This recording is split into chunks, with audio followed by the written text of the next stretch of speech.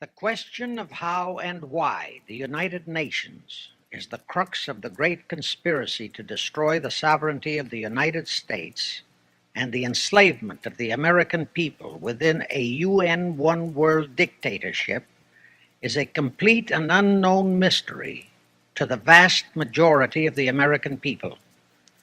The reason for this unawareness of the frightening danger to our country and to the entire free world is simple.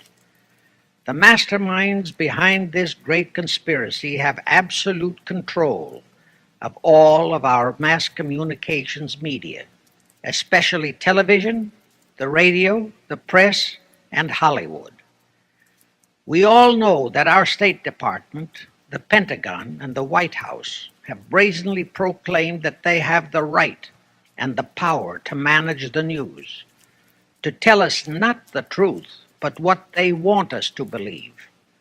They have seized that power on orders from their masters of the great conspiracy.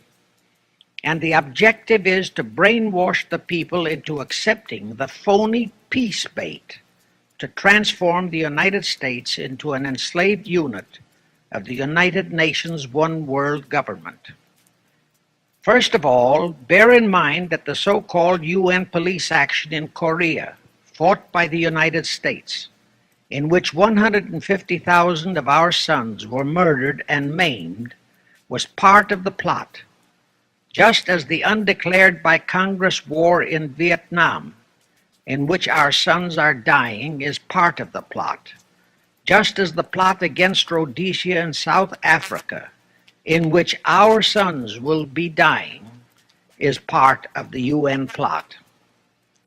However, the vitally important thing for all Americans, all you mothers of the boys who died in Korea and are now dying in Vietnam, to know is that our so-called leaders in Washington, whom we elected to safeguard our nation and our Constitution, are the betrayers, and that behind them are a comparatively small group of men whose sole objective is to enslave the whole world of humanity in their satanic plot of one world government. Now, in order to give you a very clear picture of this satanic plot, I will go back to its beginning, clear back in the middle of the 18th century, and name the men who put that plot into action, and then bring you down to the present, today's status of that plot. Now, as a matter of further intelligence, a term used by the FBI, let me clarify the meaning of the expression, "he is a liberal." The enemy, meaning the one world conspirators, have seized upon that word liberal as a cover-up for their activities. It sounds so innocent and so humanitarian to be liberal. Well, make sure that the person who calls himself a liberal or is described as a liberal is not in truth a red. Now then, this satanic plot was launched back in the 1760s when it first came into existence under the name of the Illuminati. This Illuminati was organized by one Adam Weishaupt, born a Jew, who was converted to Catholicism and became a Catholic priest, and then, at the behest of the then newly organized House of Rothschild, defected and organized the Illuminati. Naturally, the Rothschilds financed that operation. And every war since then, beginning with the French Revolution, has been promoted by the Illuminati, operating under various names and guises. I say under various names and guises because after the Illuminati was exposed and became too notorious, Weishaupt and his co-conspirators began to operate under various other names. In the United States, immediately after World War I, they set up what they called the Council on Foreign Relations, commonly referred to as the C.F.R. And this C.F.R. is actually the Illuminati in the United States.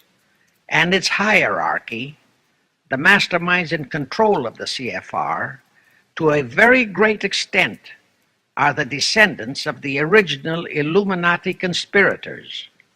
But to conceal that fact, most of them changed their original family names to American-sounding names. For example, the true name of the Dillons, Clarence and Douglas Dillon, once Secretary of the U.S. Treasury Department, is Lepowski. I'll come back to all this later. There is a similar establishment of the Illuminati in England, operating under the name of the British Institute of International Affairs. There are similar secret Illuminati organizations in France, Germany, and other nations, operating under different names.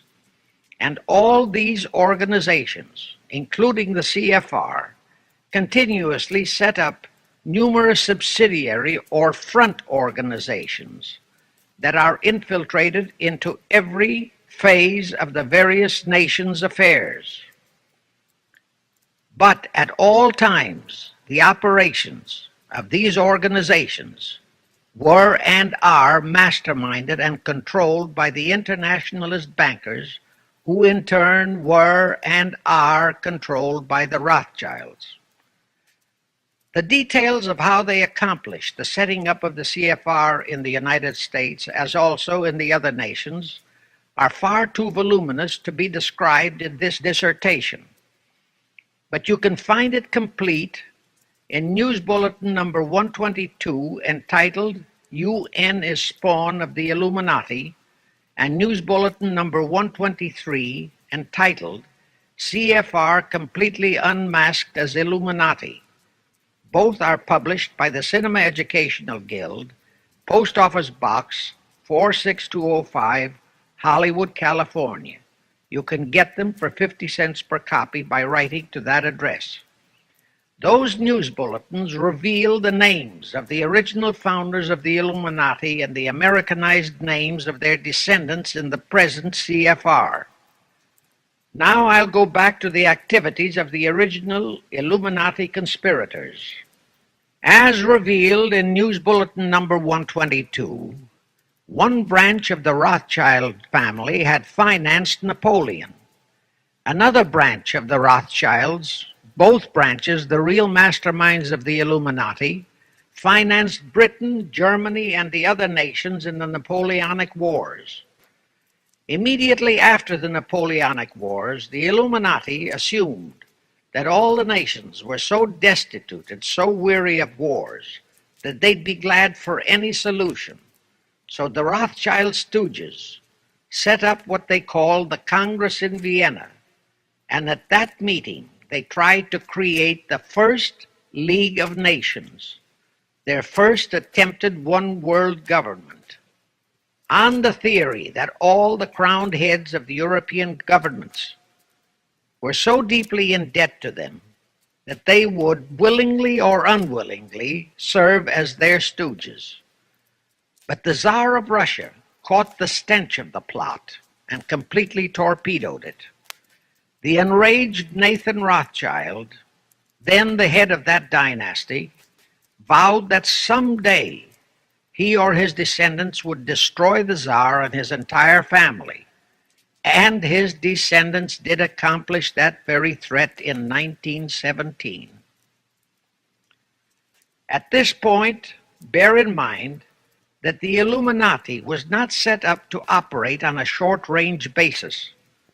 Normally, a conspirator of any type enters into a conspiracy with the expectation of achieving his objective during his own lifetime.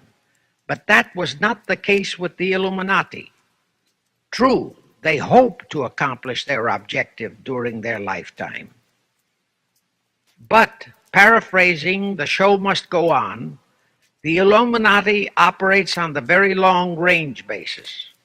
Whether it will take scores of years or even centuries, they have dedicated their descendants to keep the plot boiling until they hope the conspiracy is achieved. Now let's go back to the birth of the Illuminati. Adam Weishaupt was a Jesuit-trained professor of canon law, teaching in Ingolstadt University when he defected from Christianity to embrace the Luciferian conspiracy.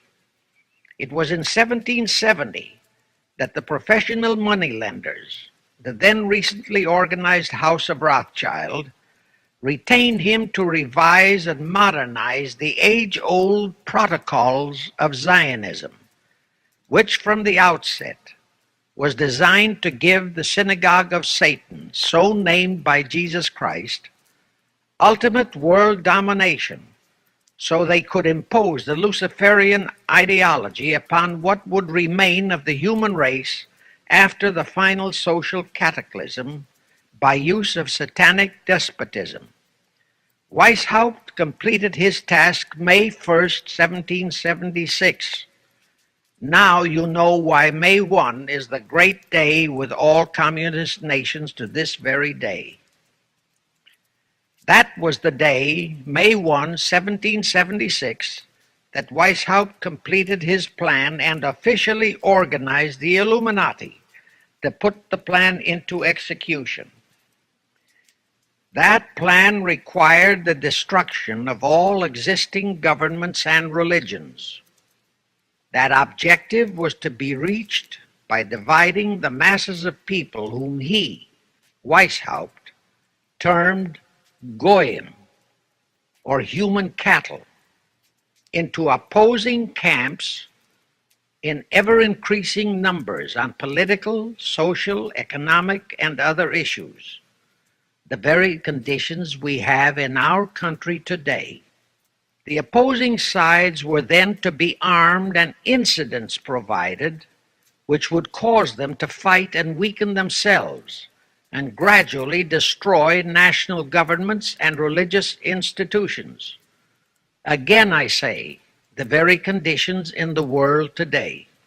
And at this point, let me stress a prime feature of the Illuminati plans. When and if their blueprint for world control, the protocols of the elders of Zion, is discovered and exposed, they would wipe all the Jews off the face of the earth in order to divert suspicions from themselves. If you think this is far-fetched, bear in mind that they permitted Hitler, a liberal socialist himself, who was financed by Krupp, Kennedy, the Warburgs, and the Rothschilds, to incinerate 600,000 Jews.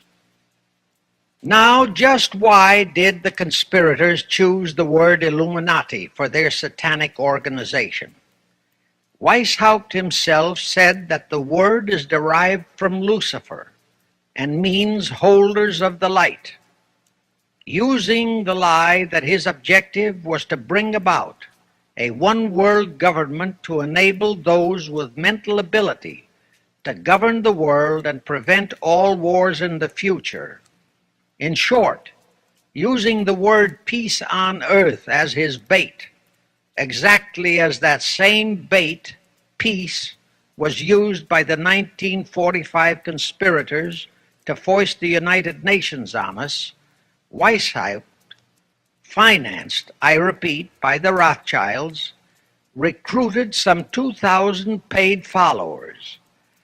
These included the most intelligent men in the fields of arts and letters, education, the sciences, finance, and industry. He then established lodges of the Grand Orient, Masonic lodges, to be their secret headquarters. And I again repeat that in all of this, he was acting under orders from the House of Rothschild. The main features of the Weishaupt plan of operation required his Illuminati to do the following things to help them to accomplish their purpose. Number one, use monetary and sex bribery to obtain control of men already in high places in the various levels of all governments and other fields of endeavor.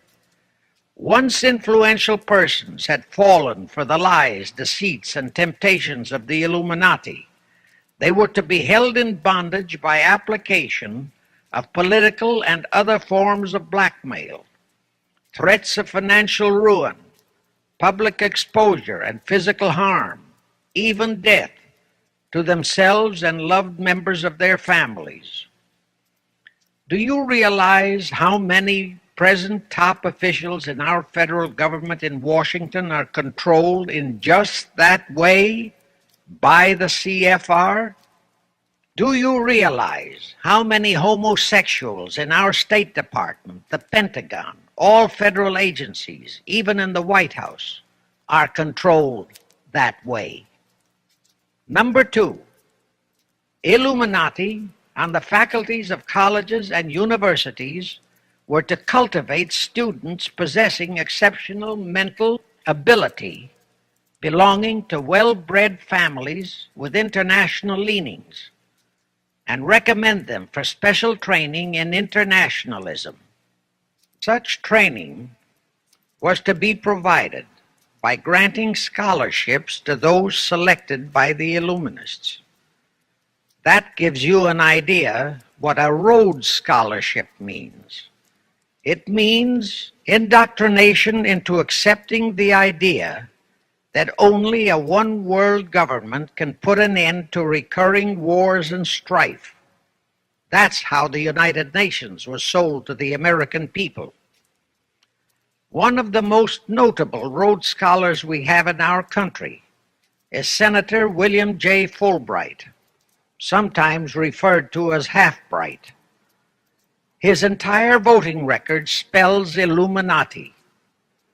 All such scholars were to be first persuaded and then convinced that men of special talent and brains have the right to rule those less gifted, on the ground that the masses don't know what is best for them physically, mentally, and spiritually.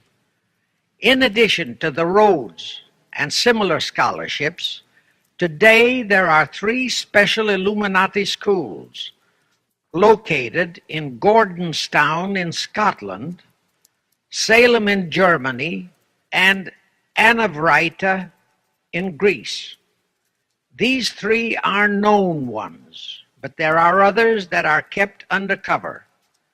Prince Philip, the husband of Britain's Queen Elizabeth, was educated at Gordonstown at the instigation of Lord Louis Mountbatten, his uncle, a Rothschild relative who became Britain's admiral of the fleet after World War II ended.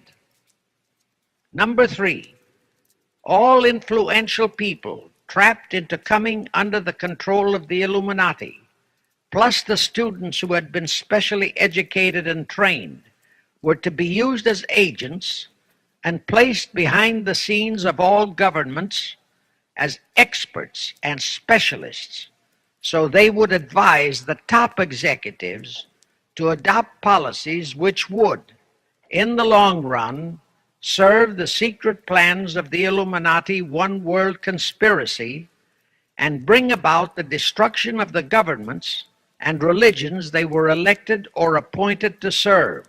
Do you know how many such men operate in our government at this very time? Rusk, McNamara, Hubert Humphrey, Fulbright, Kuchel, and go on and on and on. Number 4, perhaps the most vital directive in Weishaupt's plan was to obtain absolute control of the press, at that time the only mass communications media, to distribute information to the public, so that all news and information could be slanted, so that the masses could be convinced that a one-world government is the only solution to our many and varied problems. Now do you know who owns and controls our mass communications media? I'll tell you, practically all the movie lots in Hollywood is owned by the Lamans, Kuhn, Loeb and Company, Goldman Sachs, and other internationalist bankers. All the national radio and TV channels in the nation are owned and controlled by those same internationalist bankers. The same is true of every chain of metropolitan newspapers and magazines, also of the press wire services, such as Associated Press, United Press International, etc. The supposed heads of all those media are merely the fronts for the internationalist bankers, who in turn compose the hierarchy of the C.F.R., today's Illuminati in America. Now can you understand why the Pentagon's press agent Sylvester so brazenly proclaimed that the government has the right to lie to the people? What he really meant was that our C.F.R.-controlled government had the power to lie to and be believed by the brainwashed American people. And let's again go back to the first days of the Illuminati. Because Britain and France were the two greatest world powers in the late years of the 18th century, Weishaupt ordered the Illuminati to foment the colonial wars, including our Revolutionary War, to weaken the British Empire and organize the French Revolution to destroy the French Empire. He scheduled the French Revolution to start in 1789. However, in 1784, a true act of God placed the Bavarian government in possession of evidence which proved the existence of the Illuminati, and that evidence could have saved France if they, the French government, hadn't refused to believe it. Here is how that act of God happened. It was in 1874 that Weishaupt issued his orders for the French Revolution.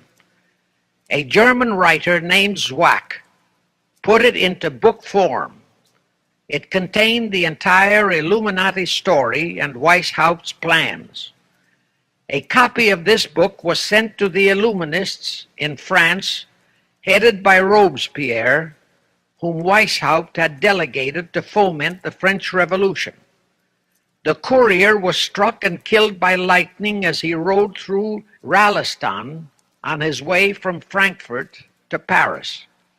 The police found the subversive documents on his body and turned them over to the proper authorities. After careful study of the plot, the Bavarian government ordered the police to raid Weishaupt's newly organized lodges of the Grand Orient and the homes of his most influential associates. All additional evidence thus discovered convinced the authorities the documents were genuine copies of the conspiracy by which the Illuminati planned to use wars and revolutions to bring about the establishment of a one-world government, the powers of which they, headed by the Rothschilds, intended to usurp as soon as it was established, exactly in line with the United Nations plot of today. In 1785, the Bavarian government outlawed the Illuminati and closed the lodges of the Grand Orient. In 1786, they published all the details of the conspiracy. The English title of that publication is The Original Writings of the Order and Sect of the Illuminati. Copies of the entire conspiracy were sent to all the heads of church and state in Europe. But the power of the Illuminati, which was actually the power of the Rothschilds, was so great that this warning was ignored. Nevertheless, Illuminati became a dirty word, and it went underground. At the same time, Weishaupt ordered Illuminists to infiltrate into the lodges of Blue Masonry and form their own secret societies within all secret societies.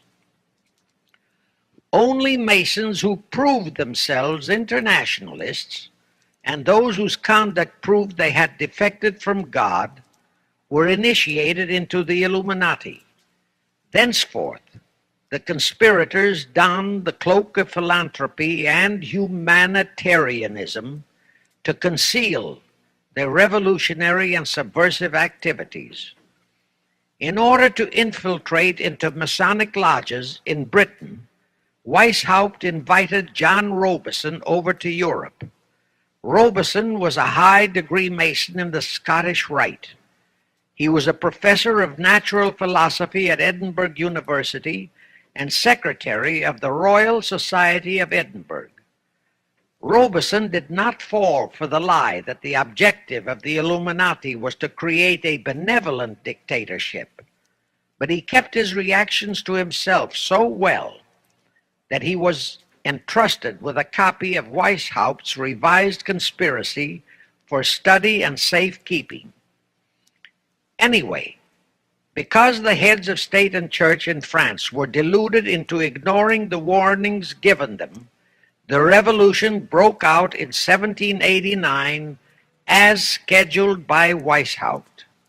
In order to alert other governments to their danger, in 1798 Robison published a book entitled Proof of a Conspiracy to Destroy All Governments and Religions.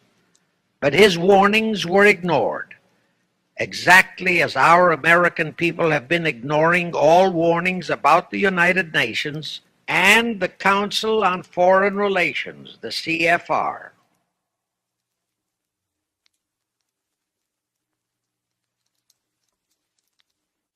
Now here is something that will stun and very likely outrage many who hear this, but there is documentary proof that our own Thomas Jefferson and Alexander Hamilton became students of Weishaupt's. Jefferson was one of Weishaupt's strongest defenders when he was outlawed by his government. And it was Jefferson who infiltrated the Illuminati into the then newly organized lodges of the Scottish Rite in New England. Here is the proof. In 1789, John Robison warned all Masonic leaders in America that the Illuminati had infiltrated into their lodges. And on July 19, 1789, David Papin, president of Harvard University, issued the same warning to the graduating class and lectured them on the influence Illuminism was acquiring on American politics and religion. And to top it off, John Quincy Adams, who had organized the New England Masonic lodges, issued his warnings. He wrote 3 letters to Colonel William L. Stone, a top Mason, in which he exposed how Jefferson was using Masonic lodges for subversive, illuministic purposes. Those 3 letters are at this very time in Rittenberg Square Library in Philadelphia. In short, Jefferson, founder of the Democratic Party, was a member of the Illuminati, which at least partly accounts for the condition of the party at this time. And through infiltrations of the Republican Party, we have exactly nothing of loyal Americanism today. That disastrous rebuff at the Congress in Vienna, created by the Tsar of Russia, did not by any means destroy the Illuminati conspiracy. It merely forced them to adopt a new strategy. Realizing that the one world idea was, for the moment, killed, the Rothschilds decided that to keep the plot alive, they'd have to do it by heightening their control of the money systems of the European nations. Earlier, by a ruse, the outcome of the Battle of Waterloo had been falsified. Rothschild had spread a story that Napoleon had won that battle. That had precipitated a terrific panic on the stock market in England. All stocks had plummeted down to practically zero, and Nathan Rothschild bought all the stocks for virtually a penny on its dollar values. That gave him complete control of the economy of Britain and virtually of all Europe.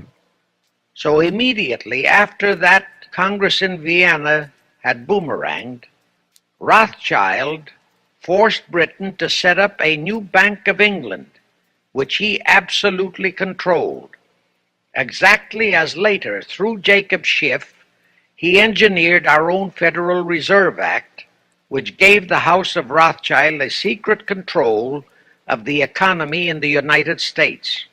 But now for a moment let's dwell on the activities of the Illuminati in the United States. In 1826, one Captain William Morgan decided it was his duty to inform all Masons and the general public what the full truth was regarding the Illuminati, their secret plans and intended objectives, also reveal the identities of the masterminds of the conspiracy. The Illuminati promptly tried Morgan in absentia and convicted him of treason. They ordered one Richard Howard, an English Illuminist, to carry out their sentence of execution as a traitor. Morgan was warned and he tried to escape to Canada, but Howard caught up with him near the border, near the Niagara Gorge to be exact, where he murdered him. This was verified in a sworn statement made in New York by one Avery Allen to the effect that he heard Howard render his report of the execution to a meeting of Knights Templars in St. John's Hall, New York. He also told how arrangements had been made to ship Howard back to England. That Allen affidavit is on record in New York City archives. Very few Masons and very few of the general public know that general disapproval over that incident of murder caused approximately half of all the Masons in the northern jurisdiction of the United States to secede. Copies of the minutes of the meeting held to discuss that matter are still in existence in safe hands, and that all that secrecy emphasizes the power of the masterminds of the Illuminati to prevent such terrible events of history from being taught in our schools. In the early 1850s, the Illuminati held a secret meeting in New York, which was addressed by a British Illuminist named Wright. Those in attendance were told that the Illuminati was organizing to unite the nihilist and atheist groups with all other subversive groups into an international to be known as communists. That was when the word communist first came into being, and it was intended to be the supreme weapon and scare word to terrify the whole world and drive the terrorized peoples into the Illuminati one world scheme. This scheme, communism, was to be used to enable the Illuminati to foment future wars and revolutions. Clinton Roosevelt, a direct ancestor of Franklin Roosevelt, Horace Greeley and Charles Dana, foremost newspaper publishers of that time, were appointed to head a committee to raise funds for the new venture. Of course, most of the funds were provided by the Rothschilds. And this fund was used to finance Karl Marx and Engels when they wrote Das Kapital and the Communist Manifesto in Soho, England. And this clearly reveals that communism is not a so-called ideology, but a secret weapon, a bogeyman word to serve the purpose of the Illuminati. Weishaupt died in 1830, but prior to his death he prepared a revised version of the age-old conspiracy, the Illuminati, which under various aliases was to organize, finance, direct, and control all international organizations and groups by working their agents into executive positions at the top. In the United States, we have Woodrow Wilson, Franklin Roosevelt, Jack Kennedy, Johnson, Rusk, McNamara, Fulbright, etc. as prime examples. In addition, While Karl Marx was writing the Communist Manifesto under the direction of one group of Illuminists, Professor Karl Ritter of Frankfurt University was writing the antithesis under direction of another group. The idea was that those who direct the overall conspiracy could use the differences in those two so-called ideologies to enable them to divide larger and larger members of the human race into opposing camps, so that they could be armed and then brainwashed into fighting and destroying each other, and particularly to destroy all political and religious institutions. The work Ritter started was continued after his death and completed by the German so-called philosopher Friedrich Wilhelm Nietzsche, who founded Nietzscheism. This Nietzscheism was later developed into fascism and then into Nazism, and was used to foment World Wars I and II.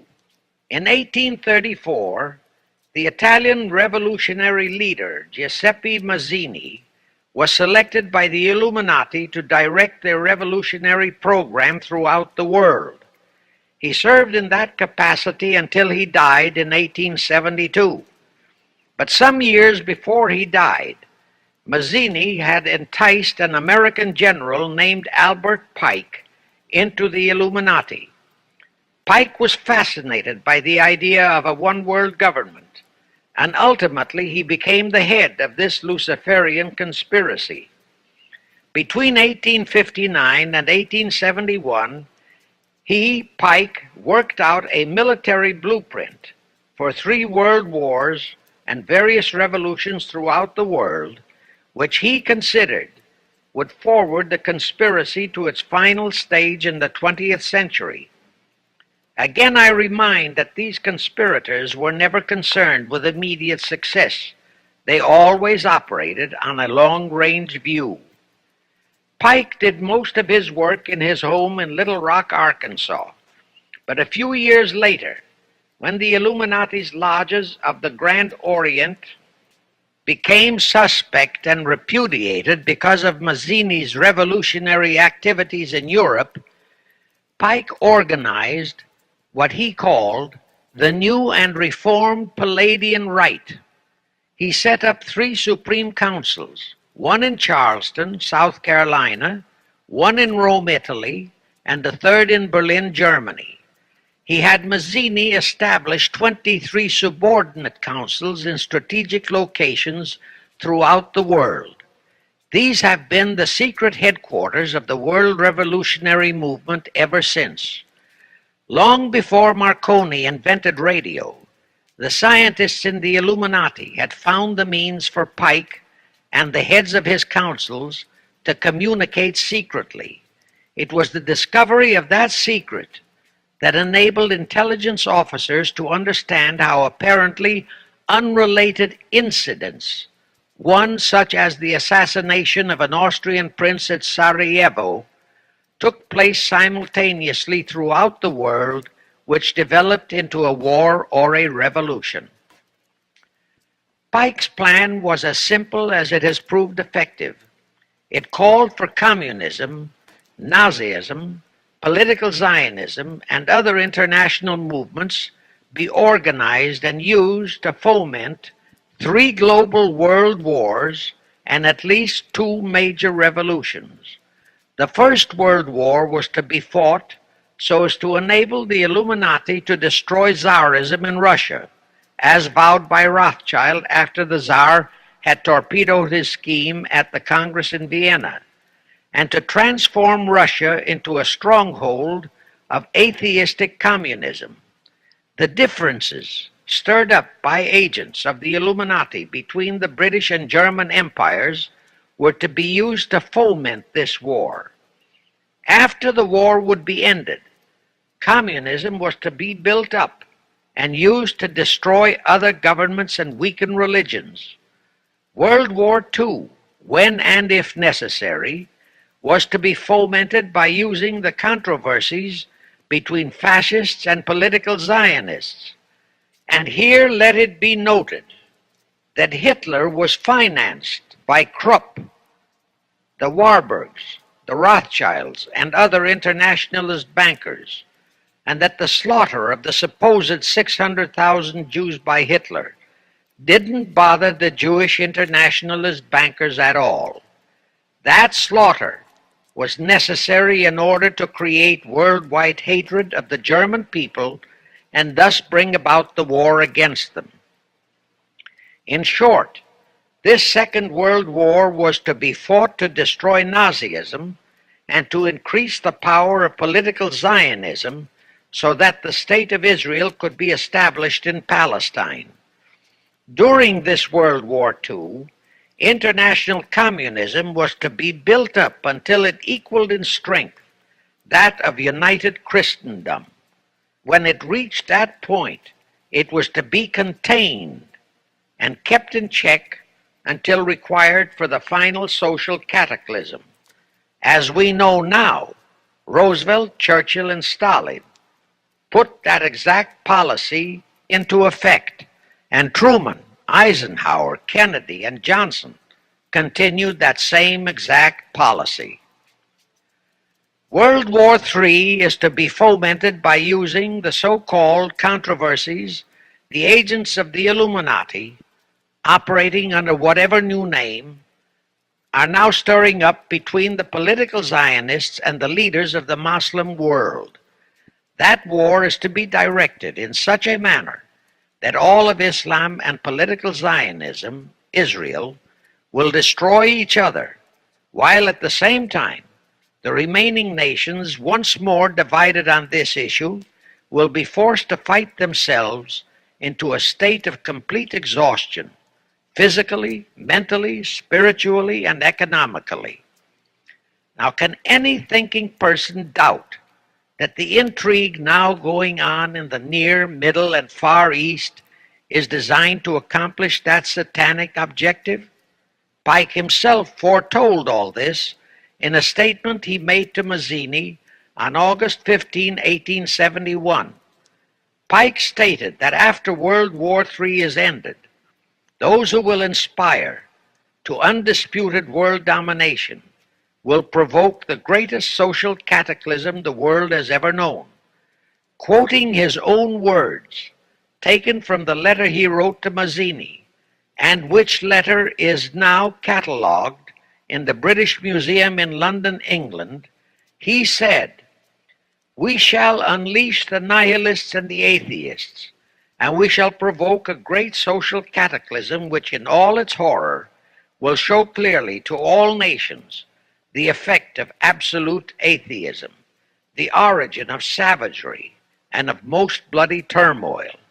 Then everywhere the people forced to defend themselves against the world minority of revolutionaries will exterminate those destroyers of civilization, and the multitudes disillusioned with Christianity, whose deistic spirits will be from that moment on without direction and leadership, and anxious for an ideal but without knowledge where to send its adoration, will receive the true light through the universal manifestation of the pure doctrine of Lucifer, brought finally out into public view, a manifestation which will result from a general reactionary movement which will follow the destruction of Christianity and atheism, both conquered and exterminated at the same time."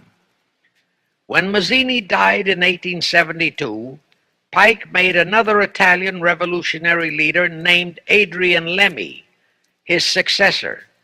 Lemmy, in turn, was succeeded by Lenin and Trotsky, then by Stalin.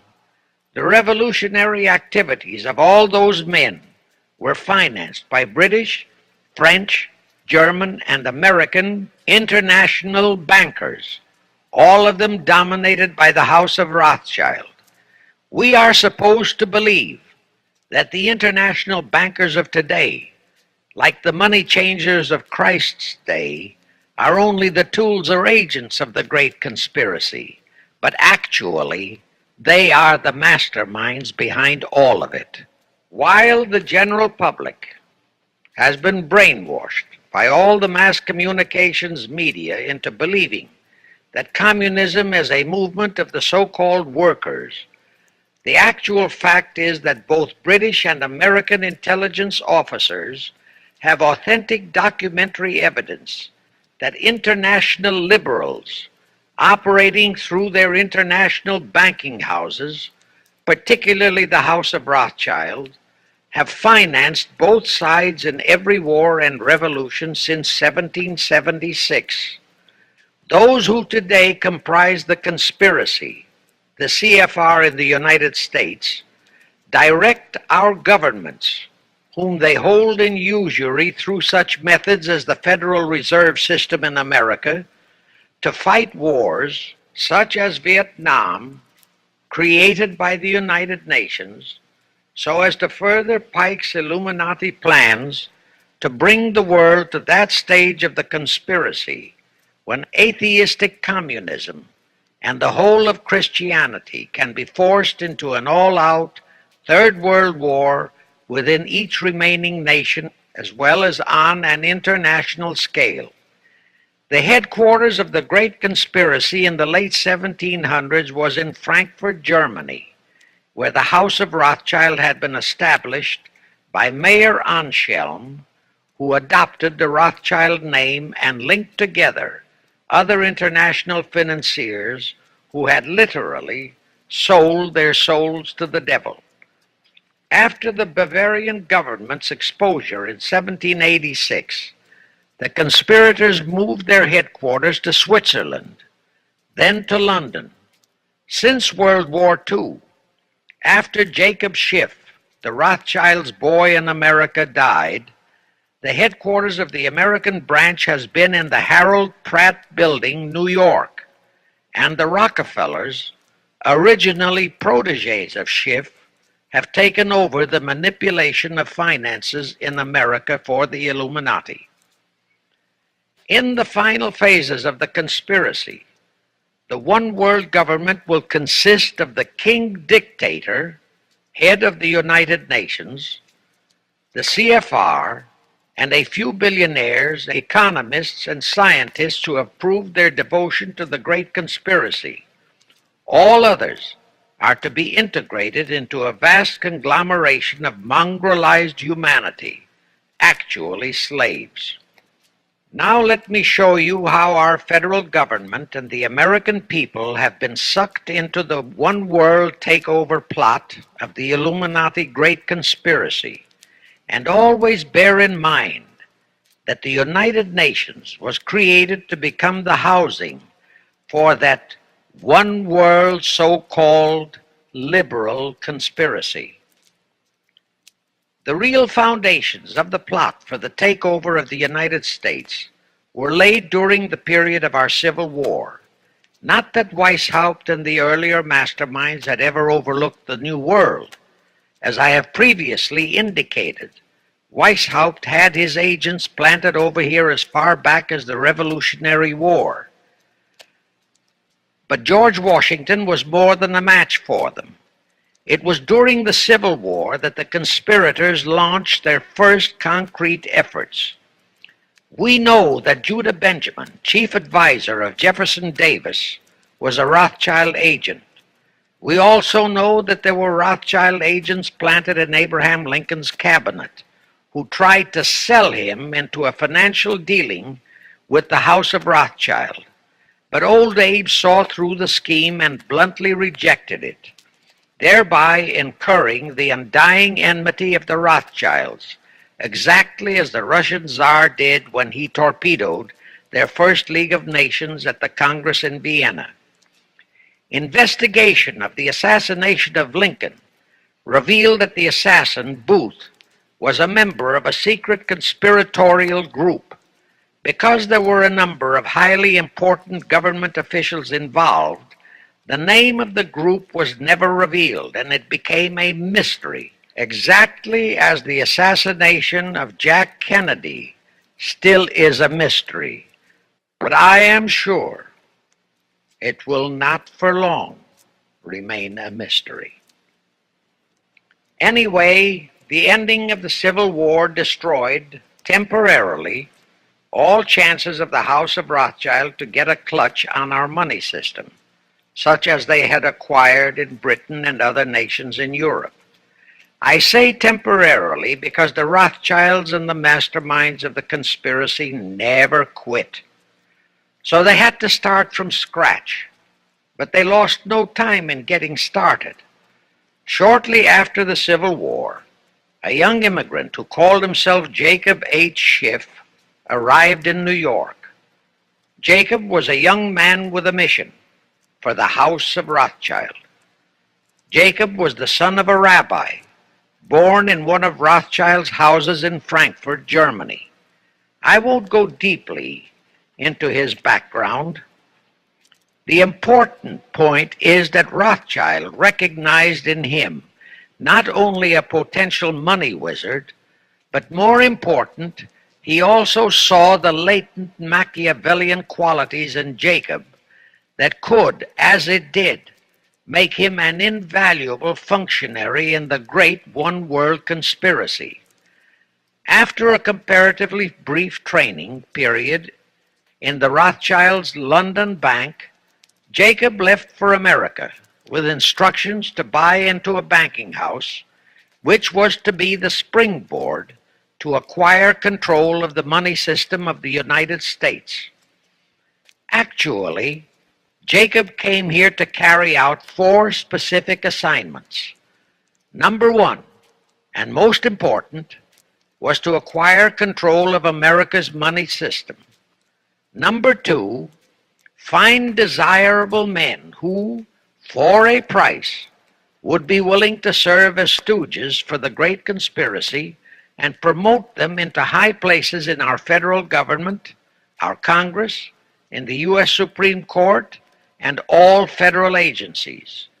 Number 3, create minority group strife throughout the nations, particularly between whites and blacks.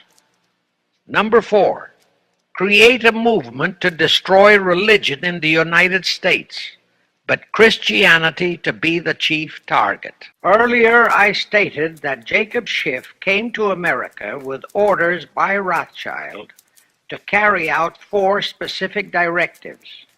The first and most important one was to get control of the United States money system. Let's trace Schiff's step to accomplish that directive. As a first step, he had to buy into a banking house, but it had to be the kind of a house that he could absolutely control and mold for that primary objective of entrapping our U.S. money system. After carefully scouting around, Jacob bought a partnership in a firm that called itself Kuhn and Loeb. Like Schiff, Kuhn and Loeb were immigrants from German Jewish ghettos. They came to the United States in the mid-1840s. Both started their business careers as itinerant pack peddlers.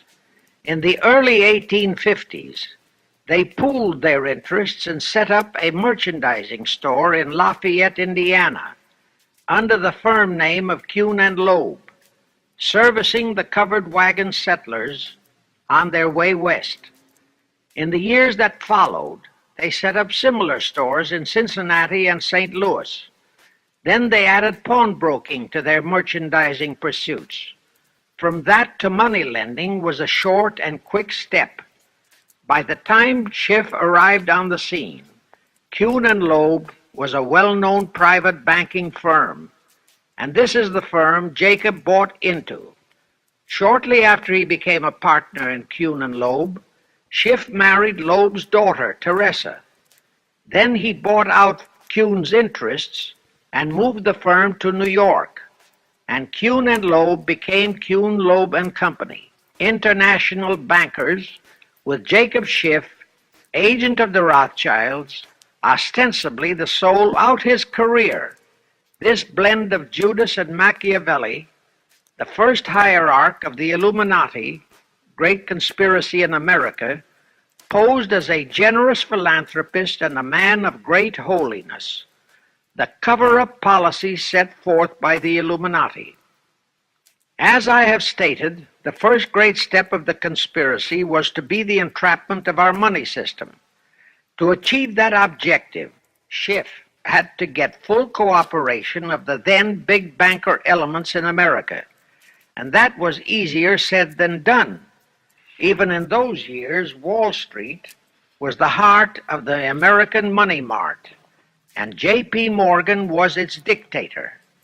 Next in line were the Drexels and the Biddles in Philadelphia. All the other financiers, big and little, danced to the music of those three houses, but particularly to that of Morgan. All of those three were proud, haughty, arrogant potentates. For the first few years, they viewed the little bewhiskered man from the German ghettos with utter contempt. But Jacob knew how to overcome that. He threw a few Rothschild bones to them, said bones being distribution in America of desirable European stock and bond issues. Then he discovered he had a still more potent weapon in his hands in the following. It was in the decades following our Civil War that our industries began to burgeon. We had great railroads to build. The oil, mining, steel, textile industries were bursting out of their swaddling clothes.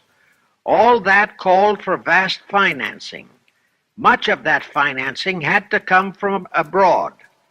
That meant the House of Rothschild, and that was when Schiff came into his own.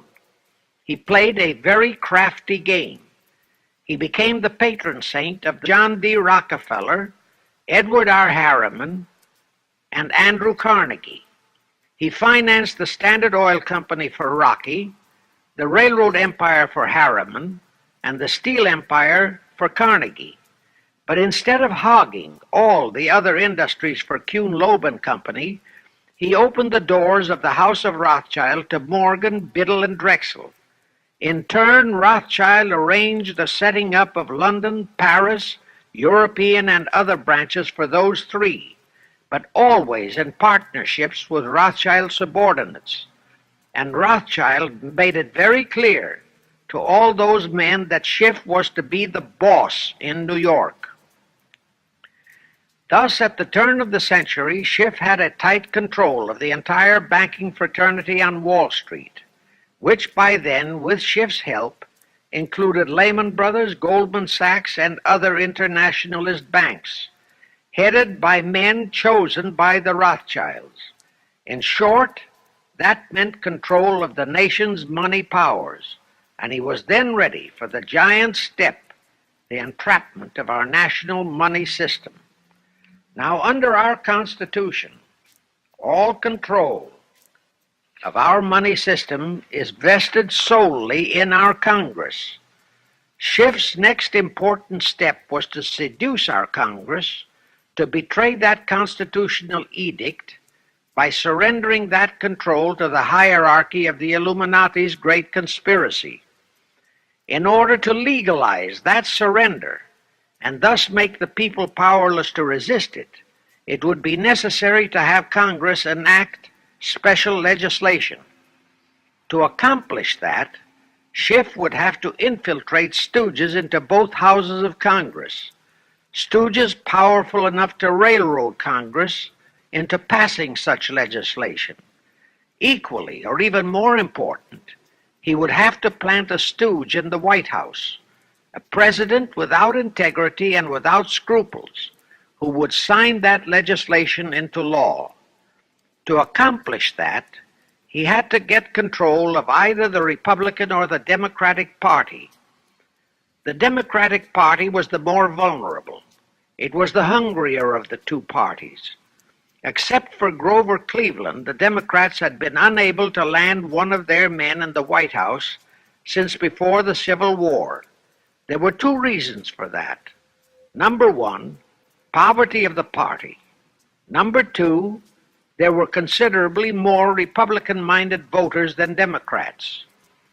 The poverty matter was not a great problem, but the voter problem was a different story. But as I previously said, Schiff was a smart cookie. Here is the atrocious and murderous method he employed to solve that voter problem. His solution emphasizes how very little the Jewish internationalist bankers care about their own racial brethren, as you shall see. Suddenly, around 1890, there broke out a nationwide series of pogroms in Russia. Many, many thousands of innocent Jews, men, women, and children, were slaughtered by the Cossacks and other peasants. Similar pogroms with similar slaughter of innocent Jews broke out in Poland, Romania, and Bulgaria. All those pogroms were fomented by Rothschild agents. As a result, Jewish terrified refugees from all those nations swarmed into the United States, and that continued throughout the next 2 or 3 decades, because the pogroms were continuous through all those years. All those refugees were aided by self-styled humanitarian committees set up by Schiff, the Rothschilds, and all the Rothschild affiliates. In the main, the refugees streamed into New York, but the Schiff-Rothschild humanitarian committees found ways to shuffle many of them into other large cities, such as Chicago, Boston, Philadelphia, Detroit, Los Angeles, etc. All of them were quickly transformed into naturalized citizens and educated to register as Democrats. Thus, all of that so-called minority group became solid Democratic voter blocs in their communities, all controlled and maneuvered by their so-called benefactors. And shortly after the turn of the century, they became vital factors in the political life of our nation. That was one of the methods Schiff employed to plant men like Nelson Aldrich in our Senate and Woodrow Wilson in the White House. At this point, let me remind you of another of the important jobs that was assigned to Schiff when he was dispatched to America. I refer to the job of destroying the unity of the American people by creating minority group and racial strife. By the pogrom-driven Jewish refugees into America, Schiff was creating one ready-made minority group for that purpose. But the Jewish people as a whole, made fearful by the pogroms, could not be depended upon to create the violence necessary to destroy the unity of the American people. But right within America, there was an already made-to-order, although as yet a sleeping minority group, the Negroes, who could be sparked into so-called demonstrations, rioting, looting, murder, and every other type of lawlessness. All that was necessary was to incite and arouse them. Together, those two minority groups, properly maneuvered, could be used to create exactly the kind of strife in America the Illuminati would need to accomplish their objective. Thus, at the same time that Schiff and his co-conspirators were laying their plans for the entrapment of our money system, they were also perfecting plans to hit the unsuspecting American people with an explosive and terrifying racial upheaval that would tear the people into hate fractions and create chaos throughout the nation, especially on all college and university campuses, all protected by Earl Warren decisions and our so-called leaders in Washington. Of course, perfecting those plans required time and infinitely patient organizing. Now, to remove all doubts, I'll take a few moments to give you documentary proof of this racial strife plot. First of all, they had to create leaderships and organizations to draw in millions of dupes, both Jewish and Negroes, who would do the demonstrating and commit the rioting, looting, and lawlessness. So in 1909, Schiff, the Lamans, and other conspirators organized and set up the National Association for the Advancement of the Colored People, known as the NAACP. The presidents, directors, and legal counsels of the NAACP were always white men, Jews appointed by Schiff. And this is the case to this very day. Then, in 1913, the Shift Group organized the Anti-Defamation League of the B'nai B'rith, commonly known as the ADL, to serve as the Gestapo and hatchet man outfit for the entire Great Conspiracy. Today, this sinister ADL maintains over 2,000 agencies in all parts of the country, and they advise and completely control every action of the NAACP, CORE, of the Urban League, of all the other so-called Negro civil rights organizations throughout the nation, including such leaders as Martin Lucifer King, Stokely Carmichael, Bayard Rustin, and others of that ilk. In addition, the ADL acquired absolute control of the advertising budgets of many department stores, hotel chains, and TV and radio industrialist sponsors, also advertising agencies, in order to control practically all the mass communications media and force every loyal newspaper to slant and falsify the news, and to further incite and at the same time create sympathy for the lawlessness and violence of the Negro mobs. Here is documentary proof of the beginning of their deliberate plot to foment the Negroes into all their lawlessness. Around 1910, one Israel Zangwill wrote a play entitled The Melting Pot.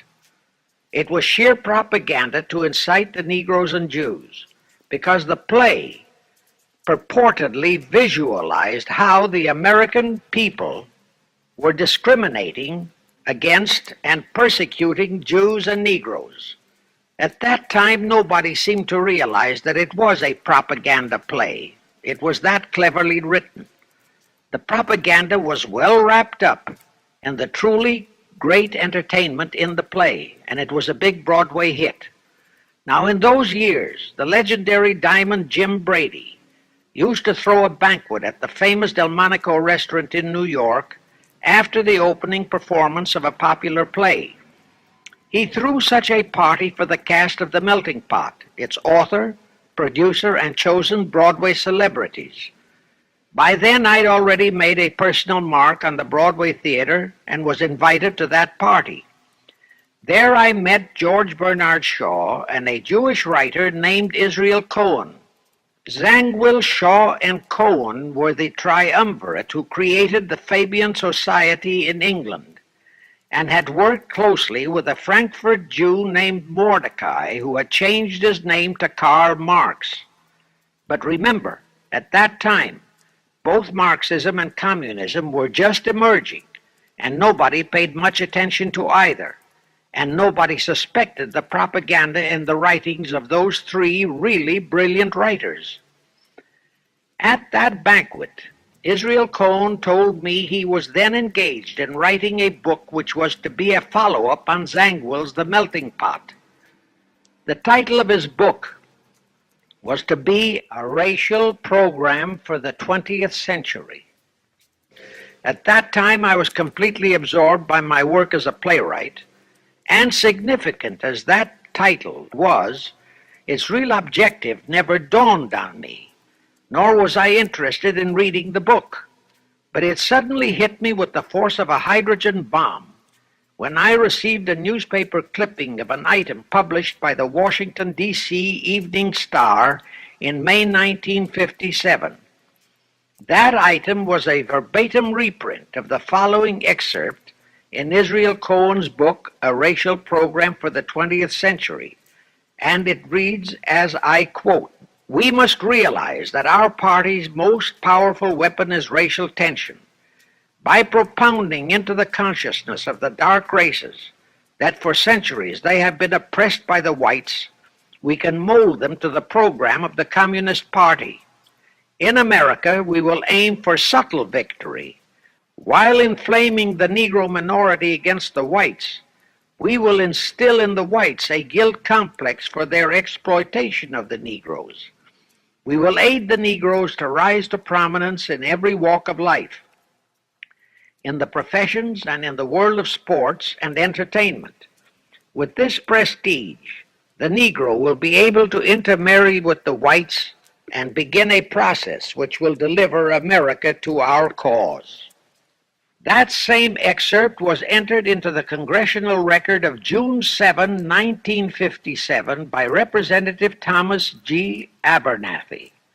Thus the authenticity of that passage in Cohen's book was fully established. But the one question that remained in my mind was whether it represented the official policy or plot of the Communist Party or just a personal expression of Cohen himself. Hence I sought more proof, and I found it. In an official pamphlet published in 1935 by the New York Communist Party's official Workers' Library Publishers, that pamphlet was entitled "The Negroes in a Soviet America." It urged the Negroes to rise up, form a Soviet state in the South, and apply for admission to the Soviet Union. It contained a firm pledge that the revolt would be supported by all American Reds and all so-called liberals. On page 38, it promised that a Soviet government would confer greater benefits to Negroes than to whites. And again, this official communist pamphlet pledged that, I quote, "Any act of discrimination or prejudice against a Negro will become a crime under the revolutionary law," unquote. That statement proved that the excerpt in Israel Cohen's book, published in 1913, was an official edict of the Communist Party and directly in line with the Illuminati blueprint for world revolution issued by Weishaupt and later by Albert Pike. Now there's only one question, and that is to prove that the communist regime is directly controlled by the American Jacob Schiff and London Rothschild masterminds of the Great Conspiracy. A little later, I will provide that proof that will remove even a remote doubt that the Communist Party as we know it was created by those masterminds, capitalists if you will note, that Schiff, the Warburgs, and the Rothschilds planned and financed the entire Russian Revolution, also the murder of the Tsar and his family, and that Lenin, Trotsky, and Stalin took their orders directly from Schiff and the other capitalists whom they supposedly are fighting. Now can you see why the vile Earl Warren and his equally vile co-Supreme Court justices issued that infamous and treasonous desegregation decision in 1954? It was to aid and abet the plot of the Illuminati conspirators to create tension and strife between Negroes and whites. Can you see why the same Earl Warren issued his decision prohibiting Christian prayers and Christmas carols in our schools? It was done to destroy Christianity.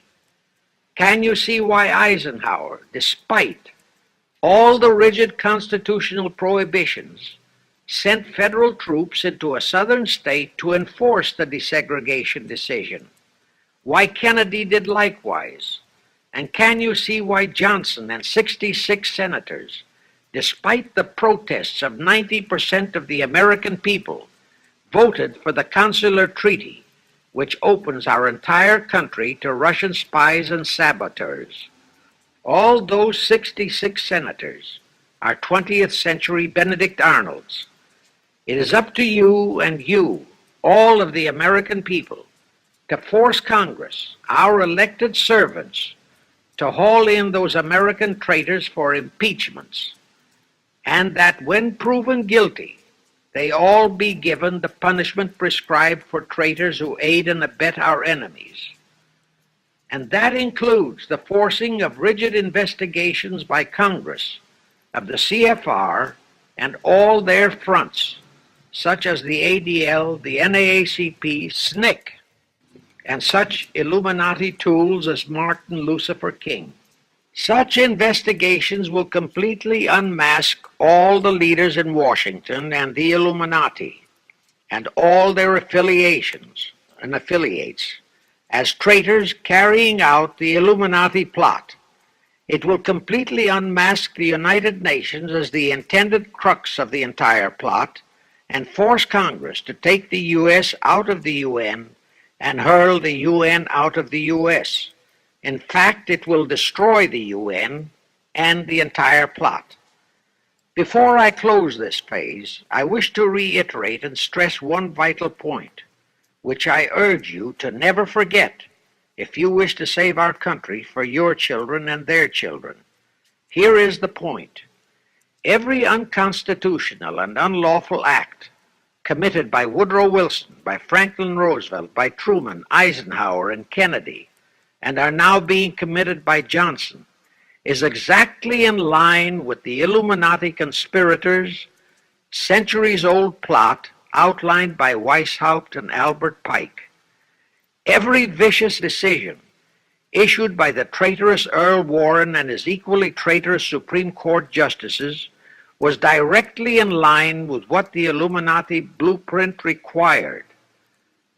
That all the treason committed by our State Department under Rusk, and earlier by John Foster Dulles and Marshall, also all the treason committed by McNamara and his predecessors, is directly in line with that same Illuminati blueprint for the takeover of the world.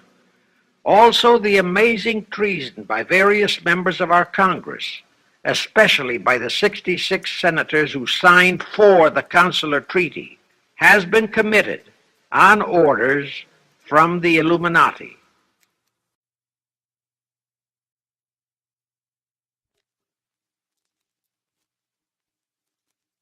Now I will go back to Jacob Schiff's entrapment of our money system and the treasonous actions that followed. It will also reveal the Schiff-Rothschild control of not only Karl Marx, but of Lenin, Trotsky, and Stalin, who created the revolution in Russia and set up the Communist Party. It was in 1908 that Schiff decided the time had come for his seizure of our money system. His chief lieutenants in that seizure were Colonel Edward Mandell House, whose entire career was that of chief executive and courier for Schiff, as I shall show, Bernard Baruch, and Herbert Lehman. In the fall of that year, they assembled in secret conclave at the Jekyll Island Hunt Club, owned by J.P. Morgan at Jekyll Island, Georgia.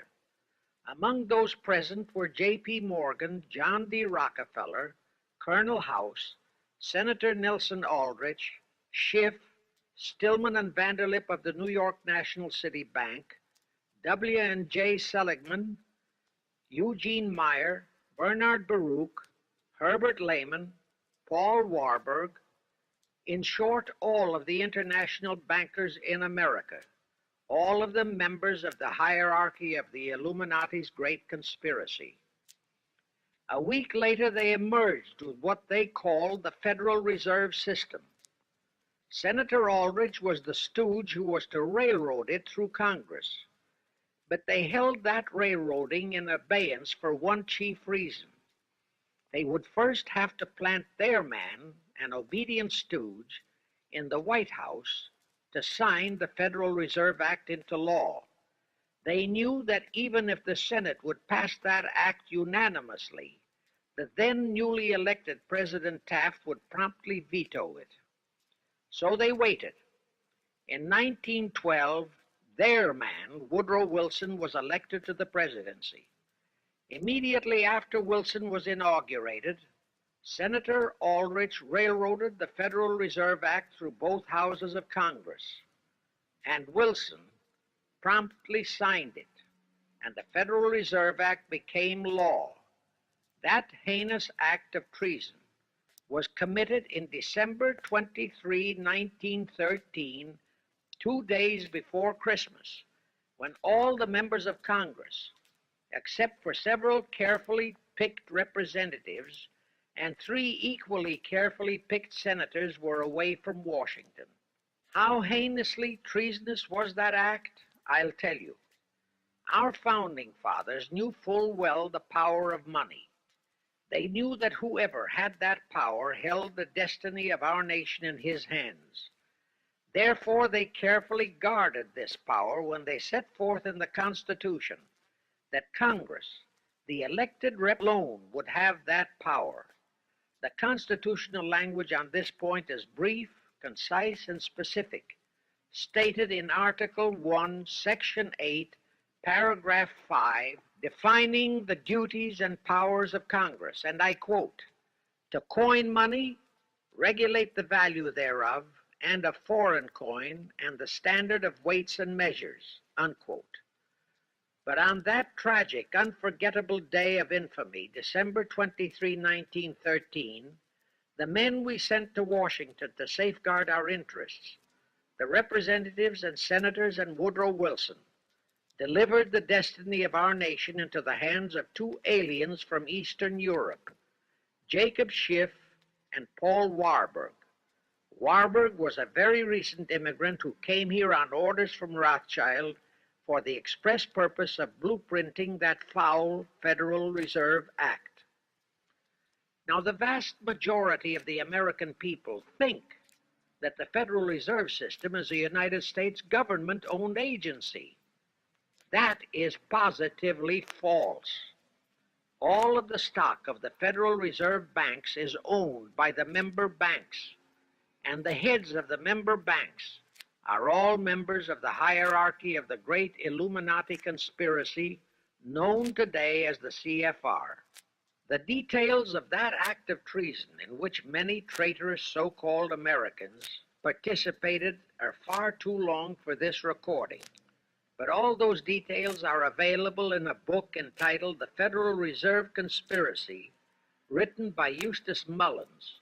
In that book, Mullins tells the entire horrifying story and backs it up with unquestionable documentations. Aside from it being a truly fascinating and shocking story of that great betrayal, every American should read it as a matter of vital intelligence for the time when the whole American people will finally come awake and smash the entire conspiracy. And with God's help, that awakening will surely come. You can get a copy of that book from the publishers, the Christian Educational Association, 530 Chestnut Street. Now, if you think that those aliens and their co-conspirators would be content with just the control of our money system, you're in for another very sad shock. The Federal Reserve System gave the conspirators complete control of our money system, but it in no way touched the earnings of the people, because the Constitution positively forbids what is now known as the 20% withholding tax. But the Illuminati blueprint for one world enslavement called for the confiscation of all private property and control of individual earning powers. This, and Karl Marx stressed that feature in his blueprint, had to be accomplished by a progressive graduated income tax. As I stated, such a tax could not lawfully be imposed upon the American people. It is succinctly and expressly forbidden by our Constitution. Thus, only an amendment to the Constitution could give the federal government such confiscatory powers. Well, that too was not an insurmountable problem for our Machiavellian plotters. The same elected leaders in both houses of Congress and the same Mr. Woodrow Wilson, who signed the infamous Federal Reserve Act into law, amended the federal income tax, known as a law of the land. Both are illegal under our Constitution. Same traitors signed both betrayals, the Federal Reserve Act and the 16th Amendment, into law. However, it seems that nobody ever realized that the 16th Amendment was set up to rob, and I do mean rob, the people of their earnings via the income tax provision. The plotters didn't fully use that provision until World War II, when that great humanitarian, Franklin Roosevelt, applied a 20% withholding tax on all small wage earners and up to 90% on higher incomes. Oh, of course, he faithfully promised that it would be only for the duration of the war.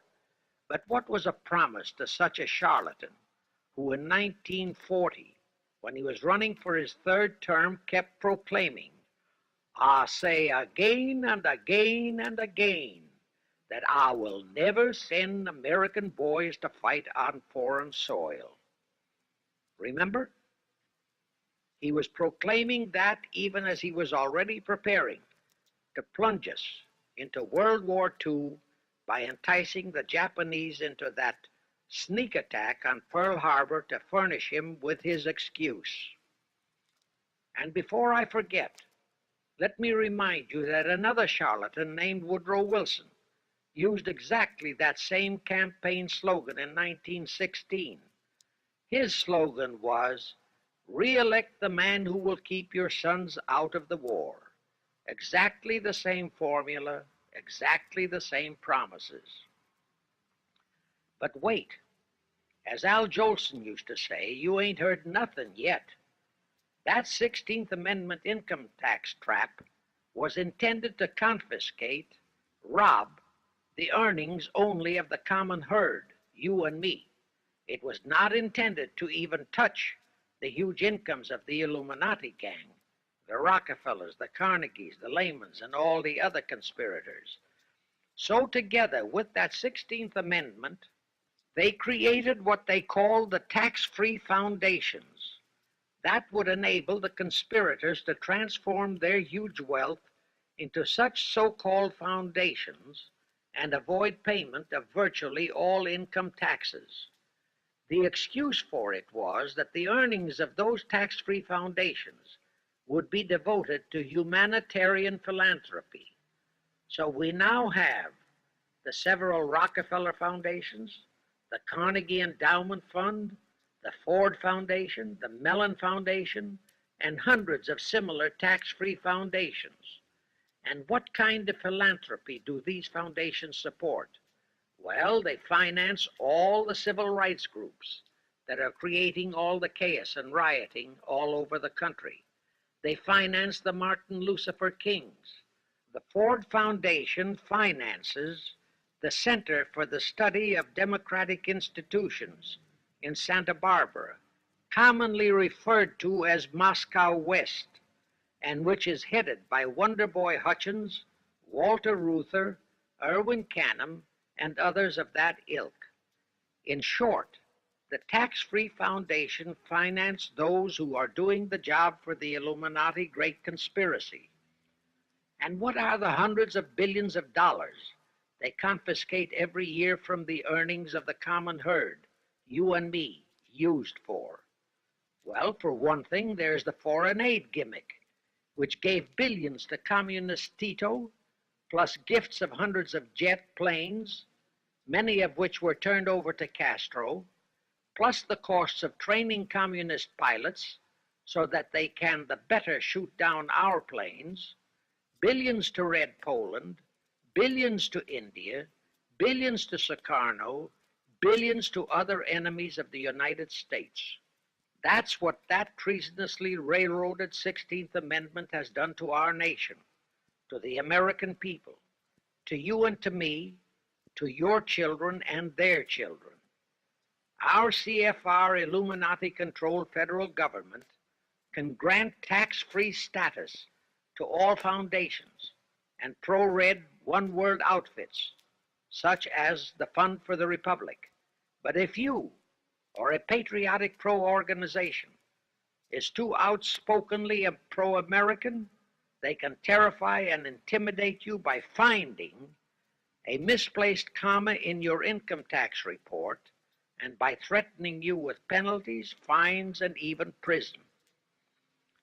Future historians will wonder how the American people could have been so naive and stupid as to have permitted such audaciously brazen acts of treason as the Federal Reserve Act and the 16th Amendment.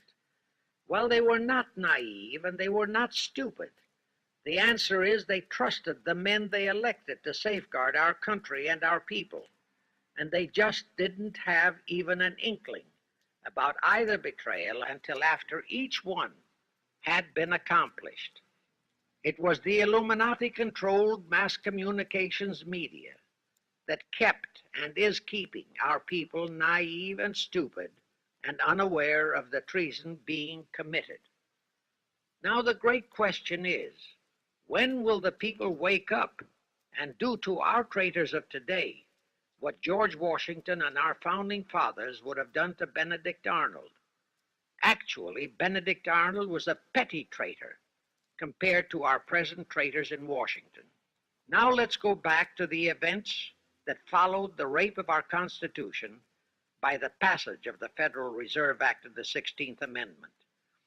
With Wilson completely under their control, the masterminds of the Great Conspiracy put in motion their next and what they hoped would be their final steps to achieve their one-world government. The first of those steps was to be World War I. Why war? Simple. The only excuse for a one-world government is that it will supposedly ensure peace. The only thing that can make people cry for peace is war. War brings chaos, destruction, exhaustion, to winner as well as to loser. It brings economic ruin to both. Most important, it destroys the flower of the young manhood of both. To the saddened and heartbroken oldsters, the mothers and fathers, who are left with nothing but memories of their beloved sons, peace becomes worth any price, and that is the emotion upon which the conspirators depend for the success of their satanic plot. Throughout the 19th century, from 1814 to 1914, the world as a whole was at peace. Such wars as the Franco-Prussian, our own Civil War, the Russo-Japanese War, were what might be termed local disturbances that did not affect the rest of the world. All the great nations were prosperous, the peoples staunchly nationalistic and fiercely proud of their sovereignties. It was utterly unthinkable that the French and the German peoples would be willing to live under a one-world government, or the Turks and the Russians, or the Chinese and the Japanese. Even more unthinkable that a Kaiser Wilhelm, or a Franz Joseph, or a Tsar Nicholas, or any monarch would willingly and meekly surrender his throne to a one-world government. But bear in mind that the peoples in all nations are the real power, and only one thing, war, could make the peoples yearn and clamor for a peace-ensuring one-world government. But it would have to be a frightful and horribly devastating war. It could not be just a local disturbing war between just two nations. It would have to be a world war. No major nation must be left untouched by the horrors and devastation of such a war. The cry for peace must be made universal. Actually, that was the format set by the Illuminati and Nathan Rothschild at the turn of the 19th century. They first maneuvered all of Europe into the Napoleonic Wars.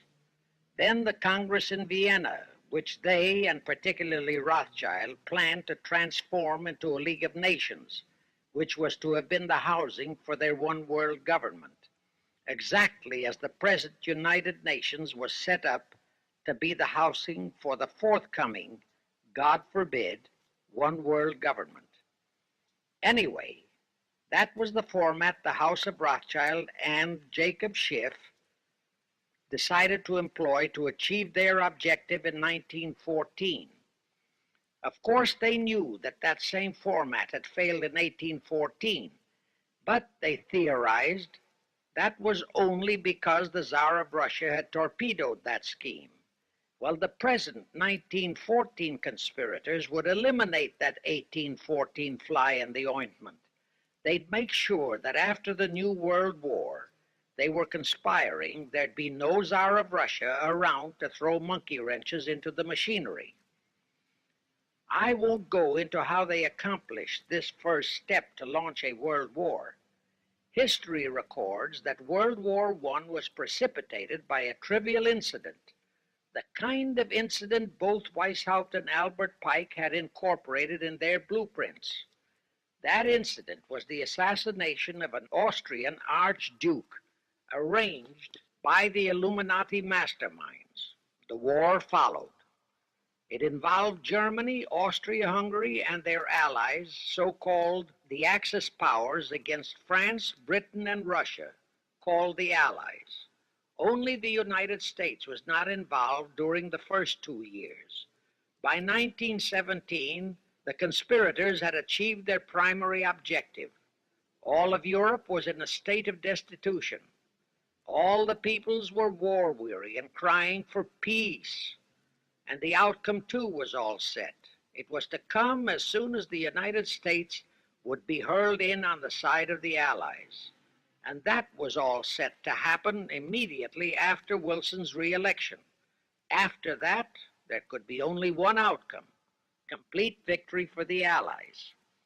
To fully confirm my statement that long before 1917, the conspiracy, headed in America by Jacob Schiff, had it all set to hurl the United States into that war, I will cite the proof. When Wilson was campaigning for re-election in 1916, his chief appeal was, "Re-elect the man who will keep your sons out of the war." But during that same campaign, the Republican Party publicly charged that Wilson had long committed himself to throw us into the war. They charged that if he would be defeated, he would accomplish that act during his few remaining months in office. But if re-elected, he would hold off until after re-election. But at that time, the American people looked upon Wilson as a god-man. Well, Wilson was re-elected, and as per the schedule of the conspirators, he hurled us into the war in 1917.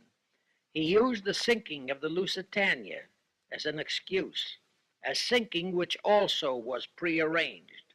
Roosevelt, also a god-man in the eyes of the American people, followed the same technique in 1941 when he used the prearranged Pearl Harbor attack as his excuse for hurling us into World War II. Now, exactly as the conspirators planned, victory for the Allies would eliminate all the monarchs of the defeated nations and leave all their peoples leaderless, confused, bewildered, and perfectly conditioned for the one-world government the great conspiracy intended would follow. But there still would be an obstacle, the same obstacle that had balked the Illuminati and Rothschild at that Congress in Vienna peace gathering after the Napoleonic Wars. Russia would be on the winning side this time, as it was in 1814. Therefore, the Tsar would be securely on his throne. Here it is pertinent to note that Russia, under the Tsarist regime, had been the one country in which the Illuminati had never made any headway, nor had the Rothschilds ever been able to infiltrate their banking interests. Thus, a winning Tsar would be more difficult than ever to cope with. Even if he could be enticed into a so-called League of Nations, it was a foregone conclusion that he would never, but never go for a one-world government. So even before the outbreak of World War I, the conspirators had a plan in the making to carry out Nathan Rothschild's vow of 1814 to destroy the Tsar and also murder all possible royal heirs to the throne. And it would have to be done before the close of the war, and the Russian Bolsheviki were to be their instruments in this particular plot. From the turn of the century, the chiefs of the Bolsheviki were Nikolai Lenin, Leon Trotsky, and later Joseph Stalin. Of course, those were not their true family names. Prior to the outbreak of the war, Lenin headquartered in Paris. After the outbreak, Switzerland became his haven. Trotsky's headquarters were on the Lower East Side in New York, largely the habitat of Russian Jewish refugees. Both Lenin and Trotsky were similarly bewhiskered and unkempt. In those days, that was the badge of Bolshevism. Both lived well, yet neither had a regular occupation. Neither had any visible means of support, yet both always had plenty of money. All those mysteries were solved in 1917. Right from the outset of the war, strange and mysterious goings-on were taking place in New York. Night after night, Trotsky darted furtively in and out of Jacob Schiff's palatial mansion. And in the dead of those same nights, there were gatherings of hoodlums of New York's Lower East Side, all of them Russian refugees, at Trotsky's headquarters, and all were going through some mysterious sort of training process. But it was all shrouded in mystery. Nobody talked, although it did leak out that Schiff was financing all of Trotsky's activities. Then suddenly Trotsky vanished. So did approximately 300 of his trained hoodlums. Actually, they were on the high seas in a Schiff-chartered ship bound for a rendezvous with Lenin and his gang in Switzerland. And on that ship was $20 million in gold, the $20 million Schiff provided to finance the Bolsheviki takeover of Russia. In anticipation of Trotsky's arrival, Lenin prepared to throw a party in his Switzerland hideaway. Men of the very highest places in the world were to be guests at that party. Among them were the mysterious Colonel Edward Mandell House, Woodrow Wilson's mentor and palsy-walsy, and more important, Schiff's special and confidential messenger. Another of the expectant guests was Warburg of the Warburg banking clan in Germany, who were financing the Kaiser, and whom the Kaiser had rewarded by making him chief of the secret police of Germany. In addition, there were the Rothschilds of London and Paris, also Litvinov, Kaganovich, Stalin, who was then head of a train and bank-robbing gang of bandits. He was known as the Jesse James of the Urals. And here I must remind that England and France were then long in war with Germany, and that on February 3, 1917, Wilson had broken off all diplomatic relations with Germany. Therefore, Warburg, Colonel House, the Rothschild, and all those others were enemies. But of course, Switzerland was neutral ground where enemies could meet and be friends, especially if they had some scheme in common. That Lenin party was very nearly wrecked by an unforeseen incident. The Schiff-chartered ship on its way to Switzerland was intercepted and taken into custody by a British warship. But Schiff quickly rushed orders to Wilson to order the British to release the ship intact with the Trotsky hoodlums and the gold. Wilson obeyed. He warned the British that if they refused to release the ship, the United States would not enter the war in April as he had faithfully promised a year earlier. The British heeded the warning. Trotsky arrived in Switzerland, and the Lenin party went off as scheduled.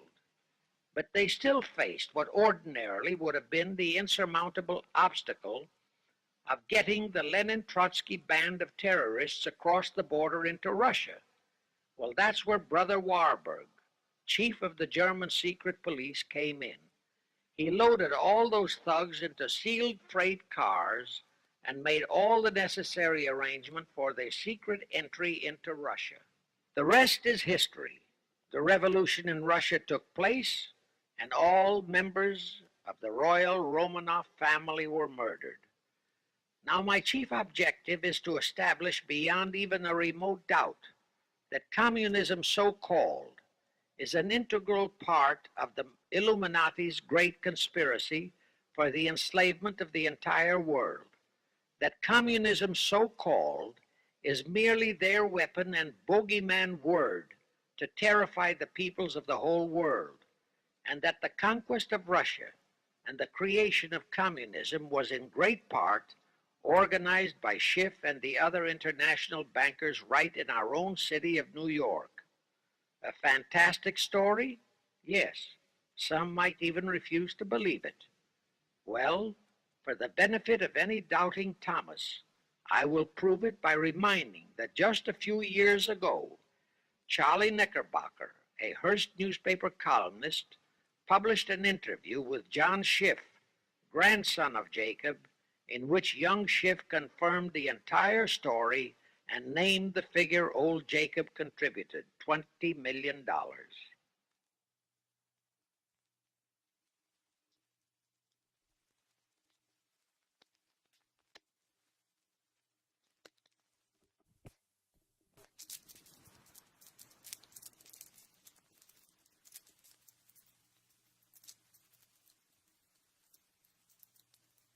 If anybody still has even a remote doubt that the entire menace of communism was created by the masterminds of the great conspiracy right in our own city of New York, I will cite the following historical fact. All records show that when Lenin and Trotsky engineered the capture of Russia, they operated as heads of the Bolsheviki Party. Now, Bolshevism is a purely Russian word. The masterminds realized that Bolshevism could never be sold as an ideology to any but the Russian people. So in April 1918, Jacob Schiff dispatched Colonel House to Moscow with orders to Lenin, Trotsky, and Stalin to change the name of their regime to the Communist Party and to adopt the Karl Marx Manifesto as the constitution of the Communist Party. Lenin, Trotsky, and Stalin obeyed, and that year of 1918 was when the Communist Party and the menace of communism came into being. All this is confirmed in Webster's Collegiate Dictionary, 5th edition. In short, communism was created by the capitalists. Thus, until November 11, 1918, the entire fiendish plan of the conspirators worked perfectly. All the great nations, including the United States, were war-weary, devastated, mourning their dead. Peace was the great universal desire. Thus, when it was proposed by Wilson to set up a League of Nations to ensure peace, all the great nations, with no Russian czar to stand in their way, jumped on that bandwagon without even stopping to read the fine print in that insurance policy. That is all but one, the United States, the very one that Schiff and his co-conspirators least expected would balk. And that was their one fatal mistake in that early plot. You see, when Schiff planted Woodrow Wilson in the White House, the conspirators assumed that they had the United States in the proverbial bag. Wilson had been perfectly built up as a great humanitarian. He supposedly became established as a God-man with the American people. There was every reason for the conspirators to have believed that he would easily hornswoggle Congress into buying the League of Nations sight unseen, exactly as the Congress of 1945 bought the United Nations sight unseen. But there was one man in the Senate in 1918 who saw through that scheme just as the Russian Tsar did in 1814. He was a man of great political stature, almost as great as that of Teddy Roosevelt, and fully as astute. He was highly respected and trusted by all members of both houses of Congress and by the American people. The name of that great and patriotic American was Henry Cabot Lodge, not the phony of today who called himself Henry Cabot Lodge, Jr. until he was exposed. Lodge completely unmasked Wilson and kept the United States out of the League of Nations. Here it becomes of great interest to know the real reason for the Wilson League of Nations flop. As I previously stated, Schiff was sent to the United States to carry out 4 specific assignments. Number 1 and most important was to acquire complete control of the U.S. money system. Number 2, as outlined in the original Weishaupt Illuminati blueprint, he was to find the right kind of men to serve as stooges for the great conspiracy and promote them into the highest offices in our federal government, our Congress, our U.S. Supreme Court, and all federal agencies, such as the State Department, the Pentagon, the Treasury Department, etc. Number 3, destroy the unity of the American people by creating minority group strife throughout the nation, especially between the whites and blacks as outlined in Israel Cohen's book. Number 4, create a movement to destroy religion in the United States, with Christianity to be the chief target or victim. In addition, he was strongly reminded of the imperative directive in the Illuminati blueprint to achieve full control of all mass communications media, to be used to brainwash the people into believing and accepting all of the maneuverings of the Great Conspiracy. Schiff was warned that only control of the press, at that time our only mass communications media, would enable him to destroy the unity of the American people. Now then, Schiff and his co-conspirators did set up the NAACP, the National Association for the Advancement of the Colored People, in 1909. And in 1913, he set up the Anti-Defamation League of the B'nai B'rith. Both were to create the necessary strife. But in the early years, the ADL operated very timidly, perhaps for fear of a pogrom-like action by an aroused and enraged American people. And the NAACP was practically dormant because its white leadership didn't realize that they would have to develop firebrand Negro leaders, such as Martin Lucifer King, for one, to spark the then completely satisfied and contented mass of Negroes. In addition, Schiff, was busy developing and infiltrating the stooges to serve in all high places in our Washington government, and in the job of acquiring control of our money system and the creation of the 16th Amendment. He also was very busy with the organizing of the plot for the takeover of Russia. In short, he was kept so busy with all those jobs that he completely overlooked the supreme job of acquiring complete control of our mass communications media.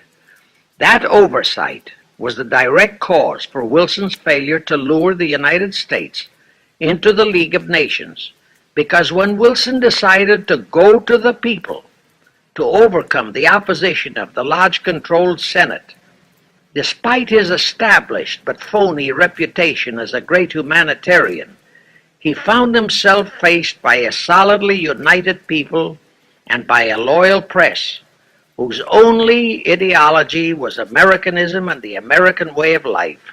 At that time, due to the ineptness and ineffectiveness of both the ADL and the NAACP, there were no organized minority groups, no Negro problems, no so-called anti-Semitic problem to sway the people's thinking.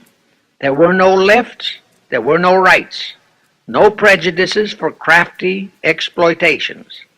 Thus, Wilson's League of Nations appeals fell on deaf ears. That was the end of Woodrow Wilson, the conspirator's great humanitarian. He quickly abandoned his crusade and returned to Washington, where he shortly died an imbecile brought on by syphilis. And that was the end of the League of Nations as a corridor into one world government. Of course, that debacle was a terrible disappointment to the masterminds of the Illuminati conspiracy, but they were not discouraged. As I have previously stressed, this enemy never quits. They simply decided to reorganize and try from scratch again. By this time, Schiff was very old and slow. He knew it. He knew that the conspiracy needed a new, younger, and more active generalship. So on his orders, Colonel House and Bernard Baruch organized and set up what they called the Council on Foreign Relations, the new name under which the Illuminati would continue to function in the United States. The hierarchy, officers and directors of the C.F.R., is composed principally of descendants of the original Illuminati, many of whom had abandoned their old family names and acquired new Americanized names. For one example, we have Dillon, who was Secretary of Treasury of the United States, whose original name was Lepowski. Another example is Paley. head of the CBS TV channel, whose true name is Polinsky. The membership of the C.F.R. is approximately 1,000 in number and contains the heads of virtually every industrial empire in America, such as Blau, president of the U.S. Steel Corporation, Rockefeller, king of the oil industry, Henry Ford II, and so on. And, of course, all the international bankers, also the heads of the tax-free foundations, are officers and or active C.F.R. members. In short, all the men who provide the money and the influence to elect the C.F.R. chosen presidents of the United States, congressmen, senators, and who decide the appointments of our various secretaries of state, of the Treasury, of every important federal agency, are members of the C.F.R., and very obedient members indeed.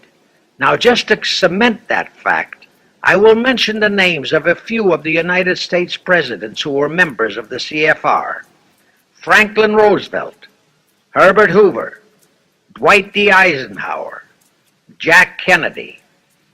Others who were considered for the presidency are Thomas E. Dewey, Adlai Stevenson, Nixon, and Vice President of a C.F.R. subsidiary, Barry Goldwater. Among the important cabinet members of the various administrations, we have John Foster Dulles, Allen Dulles, Cordell Hull, John J. McCloy, Morgenthau, Clarence Dillon, Rusk, McNamara, and just to emphasize the red color of the C.F.R., we have as members such men as Alger Hiss, Ralph Bunche, Pasvolsky, Harry Dexter White, real name Weiss, Owen Lattimore, Philip Jeffy, etc., etc. Simultaneously, they were flooding thousands of homosexuals and other blackmailable characters into all the federal agencies from the White House down. Remember Johnson's great friend Jenkins and Bobby Baker? Now, there were many jobs the new C.F.R. had to accomplish. They required much help. So their first job was to set up various subsidiaries to whom they assigned special objectives. I can't name all the subsidiaries in this recording, but the following are a few. The Foreign Policy Association, FPA, the World Affairs Council, WAC, the Business Advisory Council, BAC, the notorious ADA, Americans for Democratic Action, virtually headed by Walter Reuther, the notorious 1313 in Chicago. Barry Goldwater was, and no doubt still is, a vice president of one of the C.F.R. subsidiaries. In addition, the C.F.R. set up special committees in every state in the Union, to whom they assigned the various local state operations. Simultaneously, the Rothschilds set up similar C.F.R.-like control groups in England, France, Germany, and other nations to control world conditions and cooperate with C.F.R. to bring about another world war. But the C.F.R.'s first and foremost job was to get complete control of our mass communications media. The control of the press was assigned to Rockefeller. Thus, Henry Luce, who recently died, was financed to set up a number of national magazines, among them Life, Time, Fortune, and others, which publish USSR in America. The Rockefellers also directly or indirectly financed the Cowles Brothers Look magazine and a chain of newspapers. They also financed a man named Sam Newhouse to buy up and build a chain of newspapers all over the country. And the late Eugene Meyer, one of the founders of C.F.R., bought the Washington Post, Newsweek, the weekly magazine, and other publications. At the same time, C.F.R. began to develop and nurture a new breed of scurrilous columnists and editorial writers, such as Walter Lippmann, Drew Pearson, the Alsops, Herbert Matthews, Irwin Canham, and others of that ilk, who call themselves liberals, who proclaim that Americanism is isolationism, that isolationism is warmongerism, that anti-communism is anti-Semitism and racism. All that took time, of course, but today our entire press, except for some local small-town papers and weeklies published by patriotic organizations, is completely controlled by C.F.R. stooges, and thus they finally succeeded in breaking us up into a nation of quarreling, wrangling, squabbling, hating factions. Now, if you still wonder about the slanted news and outright lies you read in your paper, you have the answer. To the Lehmans, Goldman Sachs, Kuhn Loeb, and the Warburgs, the C.F.R. assigned the job of getting control of the motion picture industry, Hollywood, radio and television, and believe you me, they succeeded. If you still wonder about the strange propaganda broadcasts by the N.W.Os, Chet Huntley, Howard K. Smith, Eric Severide, Drew Pearson, and others of that ilk, you have the answer. If you wonder about all the smut, sex, pornography, and mixed marriage films you see in your movie theater and on your TV set, all of which is demoralizing our youth, you have the answer. The whole story of the C.F.R. conspiracy takeover of our mass communications media is far too long to include in this recording, but you can find it in the News Bulletin number 125, entitled How to Get the Reds Out of Communications Media. It was published and brought up to date by the Cinema Educational Guild. It tells in detail how the press, the movies, TV, and radio have been, and still are, used to brainwash the people, to demoralize our youth, and they have been and still are encouraging and creating sympathy for the rioting Negro civil rights lawlessness. You can get a copy of this news bulletin by writing to the Cinema Educational Guild, Post Office Box 46205, Hollywood, California. Now, to refresh your memory, let's go back for a moment. Wilson's flop had torpedoed all chances of transforming that League of Nations into the conspirators' hoped-for one-world government housing. So the Jacob Schiff plot had to be done all over again, and they organized the C.F.R. to do it. We also know how successfully the C.F.R. did that job of brainwashing and destroying the unity of the American people.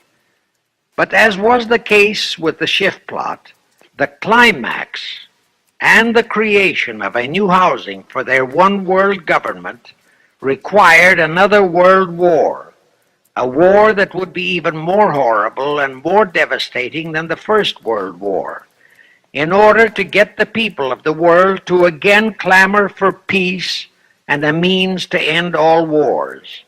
But the C.F.R. realized that the aftermath of World War II would have to be more carefully planned, so that there would be no escape from the new one-world trap, another League of Nations, that would emerge from the new war, the trap we now know as the United Nations.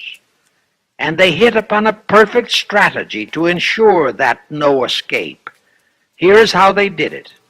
In 1943, in the midst of the war, they prepared the framework for the United Nations, and it was handed over to Roosevelt and our State Department to be given birth by Alger Hiss, Pozvolsky, Dalton Trumbo, and other American traitors, thus making the whole scheme a United States baby. Then, to fix our parenthood, New York City was to become the nursery for the monstrosity. After that, we could hardly walk out on our own baby, now could we? Anyway, that's how the conspirators figured it would work, and so far it has. And the liberal Rockefeller donated the land for the United Nations building. The United Nations Charter was written by Alger Hiss, Pozvolsky, Dalton Trumbo, and other C.F.R. stooges.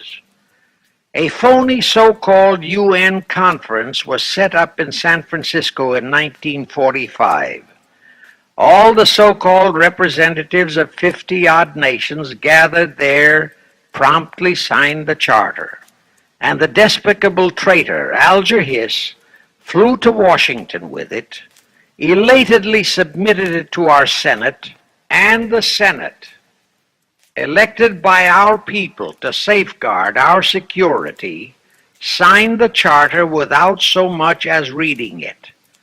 The question is, how many of our senators were even then traitorous stooges of the C.F.R.? Anyway, it was thus that the people accepted the United Nations as a holy of holies and enabled traitor Earl Warren to virtually destroy our Constitution by basing all his traitorous decisions on the UN Charter, thus making that charter virtually our law of the land.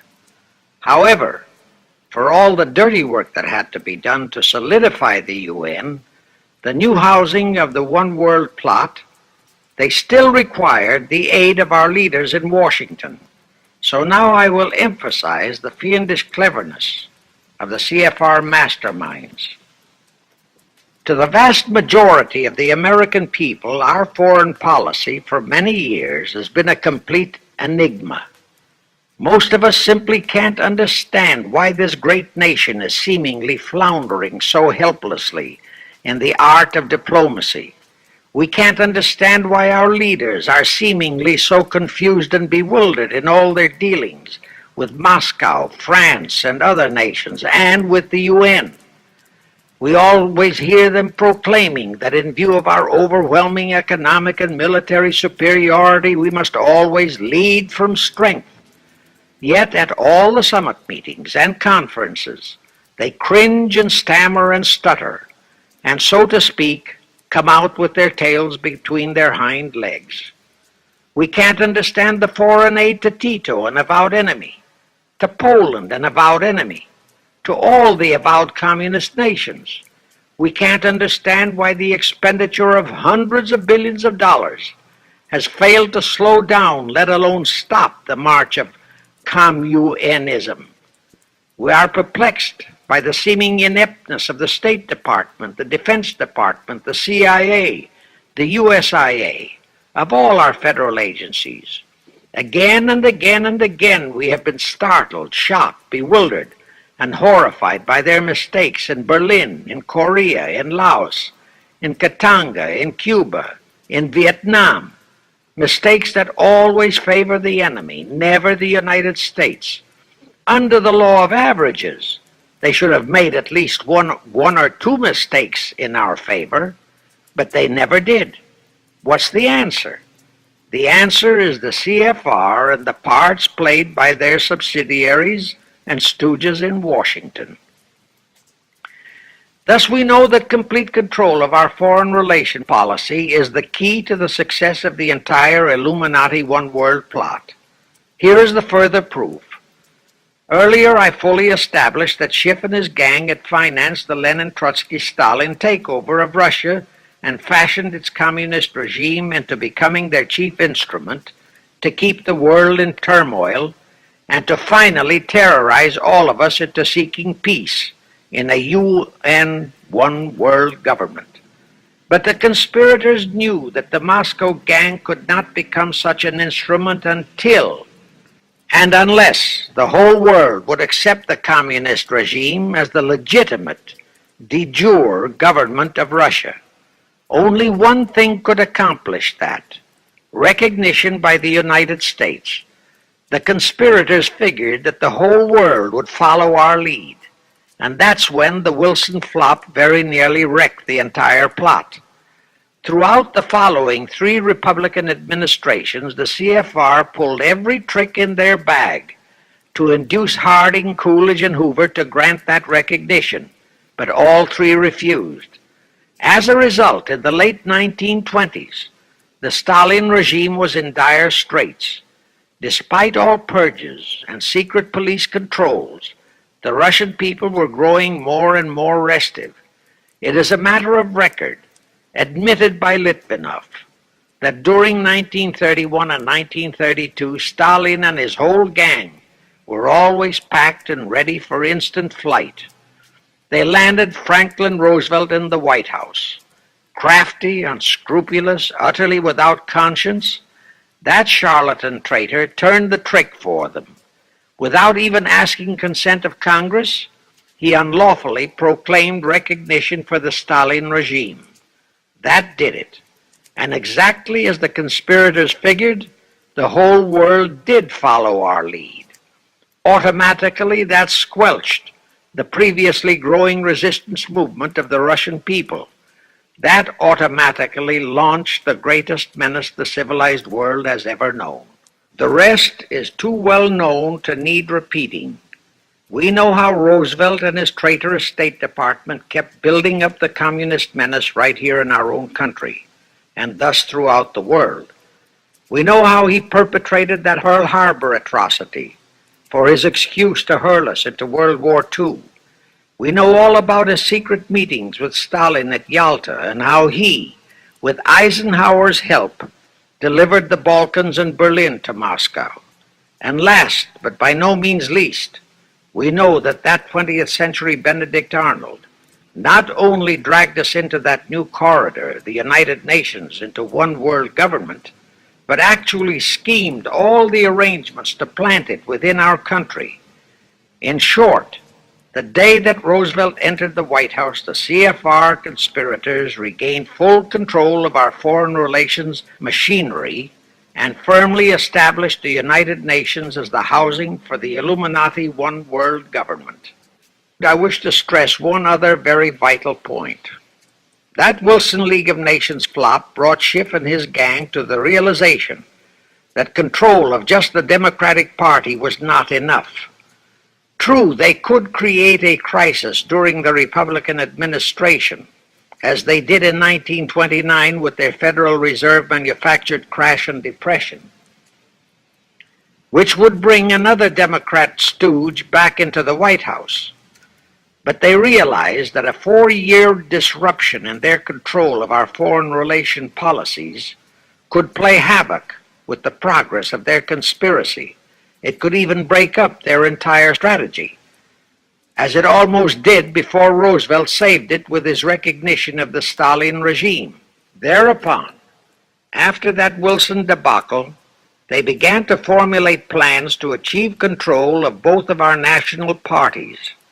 But that posed a problem for them. Manpower. Stooges in the Republican Party also added manpower for the Democratic Party, because control of just the man in the White House would not be enough. They'd have to provide that man with trained stooges for his entire cabinet, men to head the State Department, the Treasury Department, the Pentagon, the CIA, the USIA, etc.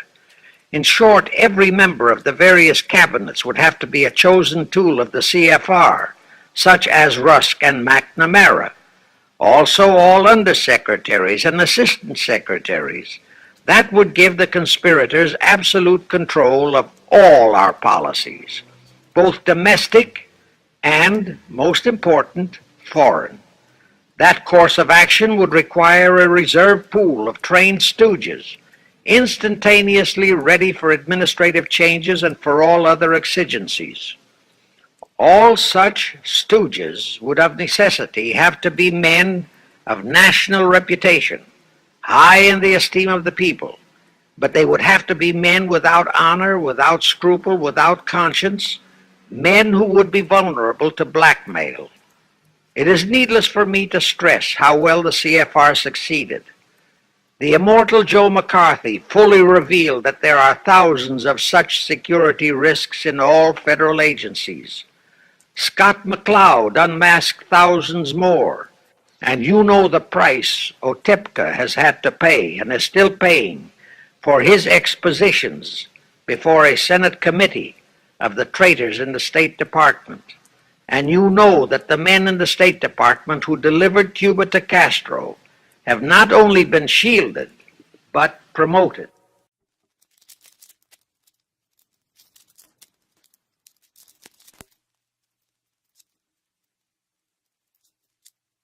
Now let's go back to the crux of the whole one world government plot and the maneuvering necessary to create another League of Nations to house such a government. As I have already stated, the conspirators knew that only another world war was vital for the success of their plot. It would have to be such a horrifying world war that the peoples of the world would cry out for the creation of some kind of a world organization that could assure everlasting peace. But how could such a war be brought about? All the European nations were at peace. None had any quarrels with their neighboring nations, and certainly their tools in Moscow wouldn't dare to start a war. Even Stalin realized that it would mean the overthrow of his regime unless so-called patriotism would weld the Russian people behind him. But the conspirators had to have a war. They had to find or create some kind of an incident to launch it. And they found it in a little inconspicuous and repulsive little man who called himself Adolf Hitler. Hitler, an impecunious Austrian house painter, had been a corporal in the German army. He made the defeat of Germany into a personal grievance. He began to rabble-rouse about it in the Munich, Germany area. He began to spout about restoring the greatness of the German Empire and the might of the German soldiery. He advocated the restoration of the old German military to be used to conquer the whole world. Strangely enough, Hitler, the little clown that he was, could deliver a rabble-rousing speech, and he did have a certain kind of magnetism. But the new authorities in Germany didn't want any more wars, and they promptly threw the obnoxious Austrian house painter into a prison cell. Aha! Here was the man, decided the conspirators, who, properly directed and financed, could be the key to another world war. So while he was in prison, they had Rudolf Hess and Goering write a book which they titled Mein Kampf and attributed the authorship to Hitler, exactly as Litvinov wrote Mission to Moscow and attributed the authorship to Joseph Davies, then our ambassador to Russia and a stooge of the C.F.R. In Mein Kampf, Hitler, the pseudo-author, outlined his grievances and how he would restore the German people to their former greatness. The conspirators then arranged for a wide circulation of the book among the German people in order to arouse a fanatical following for him. On his release from prison, also arranged by the conspirators, they began to groom him and finance him to travel to other parts of Germany to deliver his rabble-rousing speeches.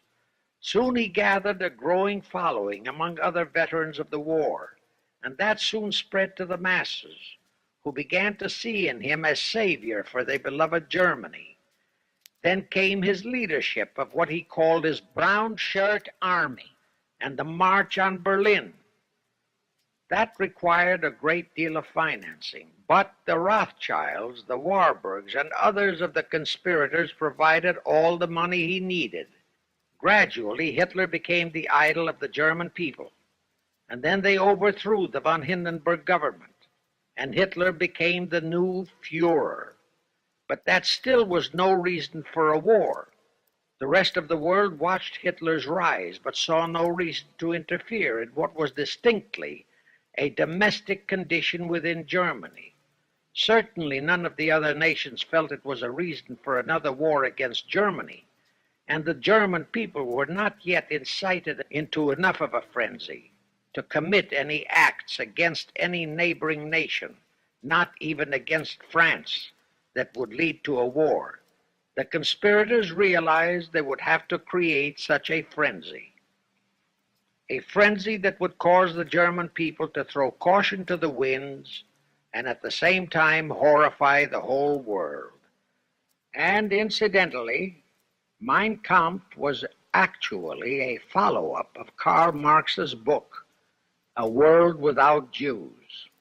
The conspirators suddenly remembered how the Schiff-Rothschild gang had engineered the pogroms in Russia, which slaughtered many, many thousands of Jews and created a worldwide hatred for Russia. And they decided to use that same unconscionable trick to inflame the new Hitler-led German people into a murderous hatred of the Jews. Now it is true that the German people never had any particular affection for the Jews, ingrained hatred for them. Such a hatred would have to be manufactured. So Hitler was used to create it. He saw in it the grisly gimmick to make him the God-man of the German people. Thus, craftily inspired and coached by his financial advisors, the Warburgs, Rothschilds, and all the Illuminati masterminds, he blamed the Jews for the hated Versailles Treaty and for the financial ruination that followed the war. The rest is history. We know all about the Hitler concentration camps and the incineration of hundreds of thousands of Jews, not the 6 million, nor even the 600,000 claimed by the conspirators, but it was enough.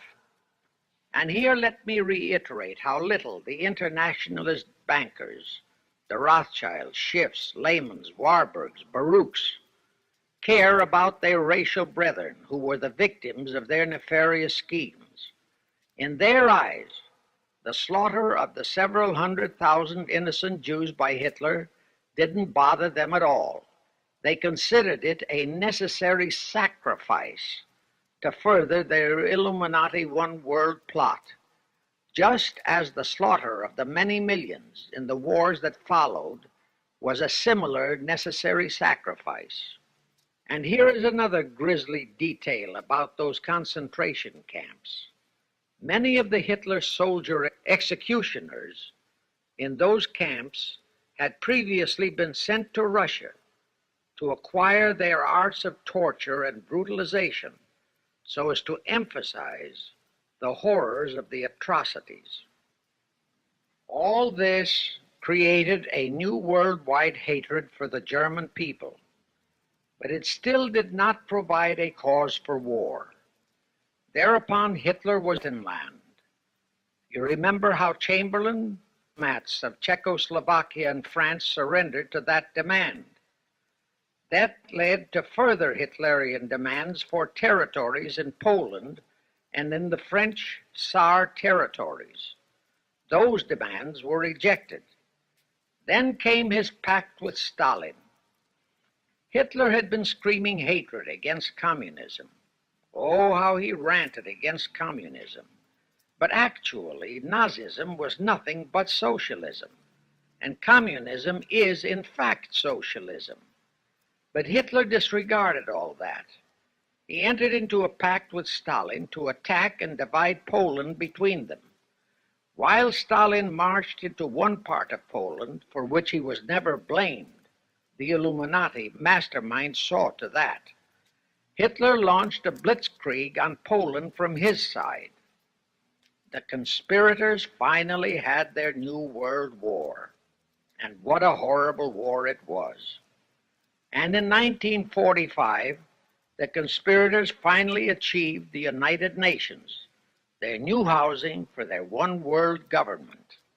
And truly amazing, all of the American people hailed this foul outfit as a holy of holies. Even after all the true facts about how the UN was created were revealed, the American people continued to worship that evil outfit. Even after a Soviet spy and traitor, even after I had publicly revealed the secret agreement between Hiss and Molotov that a Russian would always be the head of the military secretariat, and by that token, the real master of the UN, most of the American people continued to believe that the UN could do no wrong.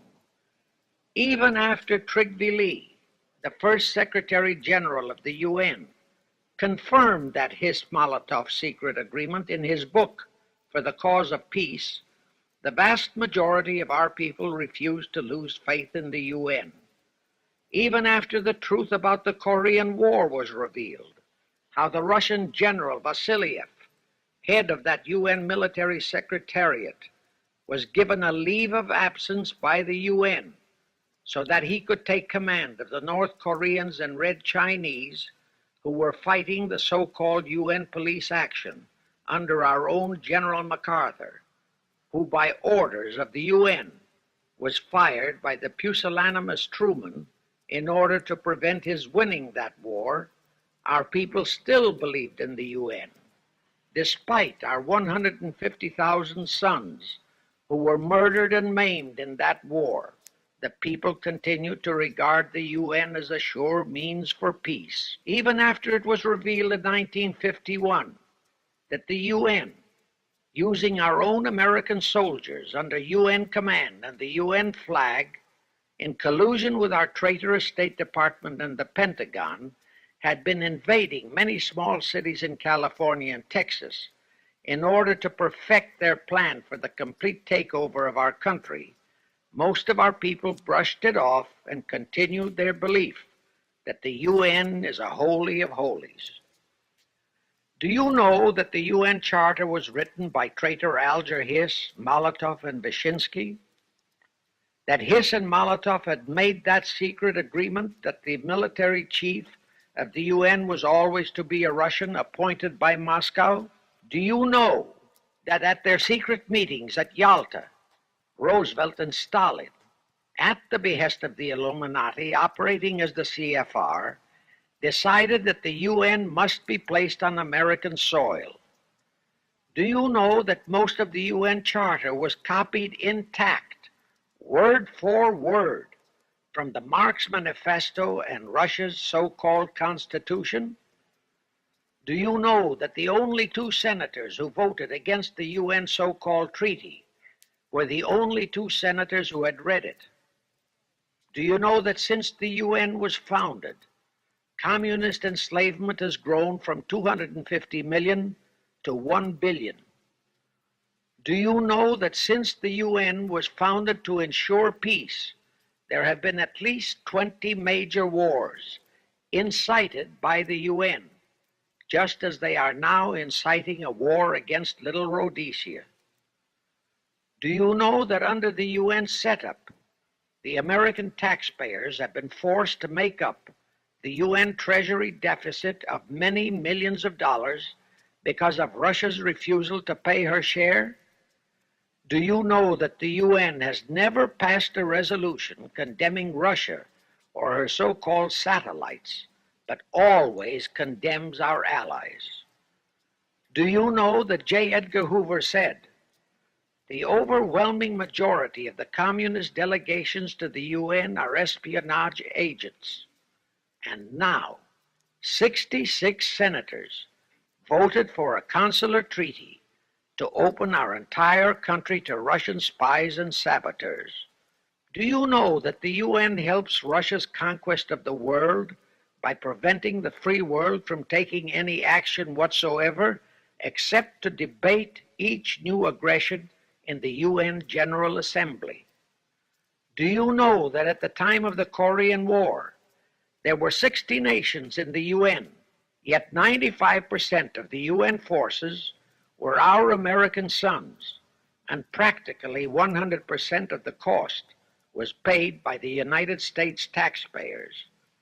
And surely you know that the UN policy during the Korean War was to prevent us from winning that war. Do you know that all the battle plans of General MacArthur had to go first to the UN to be relayed to Vasiliev, commander of the North Koreans and Red Chinese, and that any future wars fought by our sons under the UN flag would have to be fought under the control of the UN Security Council? Do you know that the UN has never done anything about the 80,000 Russian Mongolian troops that occupy Hungary? Where was the UN when the Hungarian freedom fighters were slaughtered by the Russians? Do you know that the UN and its peace army turned the Congo over to the communists? Do you know that the UN's own so-called peace force was used to crush, rape, and kill the white anti-communists in Katanga? Do you know that the UN stood by and did nothing while Red China invaded Laos and Vietnam? That it did nothing while Nehru invaded Goa and other Portuguese territories? Do you know that the UN was directly responsible for aiding Castro? That it does absolutely nothing about the many thousands of Cuban youngsters who are shipped to Russia for communist indoctrination? Do you know that Adlai Stevenson, of all people, said the free world must expect to lose more and more decisions in the UN? Do you know that the UN openly proclaims that its chief objective is one world government, which means one world laws, one world court, one world army, one world navy, one world air force, one world schools, and a one world church in which Christianity would be prohibited? Do you know that a UN law has been passed to disarm all American citizens and to transfer all our armed forces to the UN? Such a law was secretly signed by Saint Jack Kennedy in 1961. Do you realize how that fits in with Article 47, Paragraph 3 of the UN Charter, which states, I quote, "The Military Staff Committee of the UN shall be responsible through the Security Council for the strategic direction of all armed forces placed at the disposal of the Security Council," unquote. And when and if all our armed forces are transferred to the UN, your sons would be forced to serve and die under UN command all over the world. This will happen unless you fight to get the U.S. out of the UN. Do you know that Congressman James B. Utt has submitted a bill to get the U.S. out of the UN and a resolution to prevent our president from forcing us to support the UN embargoes on Rhodesia? Well, he has, and many people all over the country are writing to their representatives to support the Utt bill and resolution. And did you know that to offset the Utt bill and resolution, 50 congressmen, spearheaded by Schweiker and Moorhead of Pennsylvania, have introduced a bill to immediately transfer all our armed forces to the UN? Can you imagine such brazen treason? Is your congressman one of those 50 traitors? Find out and take immediate action against him, and help Congressman Utt. Now, do you know that the National Council of Churches passed a resolution in San Francisco which states that the United States will soon have to subordinate its will to that of the UN, and that all American citizens must be prepared to accept it?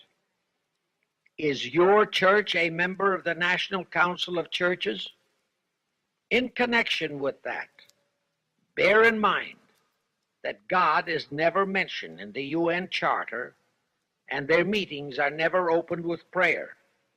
The creators of the UN stipulated in advance that there should be no mention of God or Jesus Christ in the UN Charter or in its UN headquarters. Does your pastor subscribe to that? Find out. Furthermore, do you know that the great majority of the so-called nations in the UN are anti-Christianity? That the UN is a completely godless organization by orders of its creators, the C.F.R. illuminati. Now, have you heard enough of the truth about the Illuminati's United Nations? Do you want to leave your sons and our precious country to the unholy mercy of the Illuminati's United Nations? If you don't, write, telegraph, or phone your representatives and senators that they must support Congressman Utt's bill to get the U.S. out of the UN and the UN out of the U.S. Do it today, now, before you forget. It is the only salvation for your sons and for our country. Now I have one more vital message to deliver. As I told you, one of the 4 specific assignments Rothschild gave Jacob Schiff was to create a movement to destroy religion in the United States, with Christianity to be the chief target. For a very obvious reason. The Anti-Defamation League wouldn't dare to attempt it, because such an attempt could create the most terrible bloodbath in the history of the world, not only for the ADL and the conspirators, but for the millions of innocent Jews. Schiff turned that job over to Rockefeller for another specific reason. The destruction of Christianity could be accomplished only by those who are entrusted to preserve it, by the pastors, the men of the cloth. As a starter, John D. Rockefeller picked up a young so-called Christian minister by the name of Dr. Harry F. Ward, Reverend Ward, if you please. At that time, he was teaching religion at the Union Theological Seminary. Rockefeller found a very willing Judas in this reverend. Thereupon, in 1907, he financed him to set up the Methodist Foundation of Social Service. And Ward's job was to teach bright young men to become so-called ministers of Christ and to place them as pastors of churches. While teaching them to become ministers, the Reverend Ward also taught them how to very subtly and craftily preach to their congregations that the entire story of Christ is a myth, to cast doubts on the divinity of Christ, to cast doubts about the Virgin Mary. In short, to cast doubts on Christianity as a whole. It was not to be a direct attack, but much of it by crafty insinuation that was to be applied in particular to the youth in the Sunday schools. Remember Lenin's statement? Give me just one generation of youth and I'll transform the whole world. Then, in 1908, the Methodist Foundation of Social Service, which incidentally was America's first Communist Front organization, changed its name to the Federal Council of Churches. By 1950, the Federal Council of Churches was becoming very suspect. So in 1950, they changed the name to the National Council of Churches. Do I have to tell you more about how this National Council of Churches is deliberately destroying faith in Christianity? I don't think so. But this I will tell you. If you are a member of any congregation whose pastor and church are members of this Judas organization, your contributions are helping the Illuminati's plot to destroy religion and your faith in God and Jesus Christ. Thus you are deliberately delivering your children to be indoctrinated with disbelief in God and church, and which can easily transform them into atheists. Find out immediately if your church is a member of the National Council of Churches, and for the love of God and your children, if it is, withdraw from it at once. However, let me warn you, that same destroy religion process has been infiltrated into other denominations. If you have seen the Negro March on Selma and other such demonstrations, you have seen how the Negro mobs are led and encouraged by ministers and even Catholic priests and nuns who march along with them. As a matter of fact, the Mormon Church is about the only one I know of that is clean of that kind of Judas infiltration. But of course, There are many individual churches and pastors who are honest and sincere. Find one such for yourself and for your children. Incidentally, this same Reverend Harry F. Ward was also one of the founders of the American Civil Liberties Union, a notorious pro-communist organization. He was the actual head of it from 1920 to 1940. He also was a co-founder of the American League Against War and Fascism, which, under Browder, became the Communist Party of the United States. In short, Ward's entire background reeked of communism, and he was identified as a member of the Communist Party.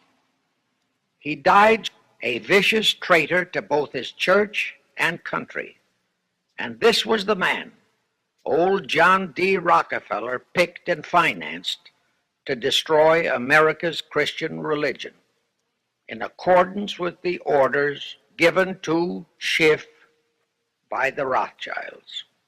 In conclusion, I have this to say.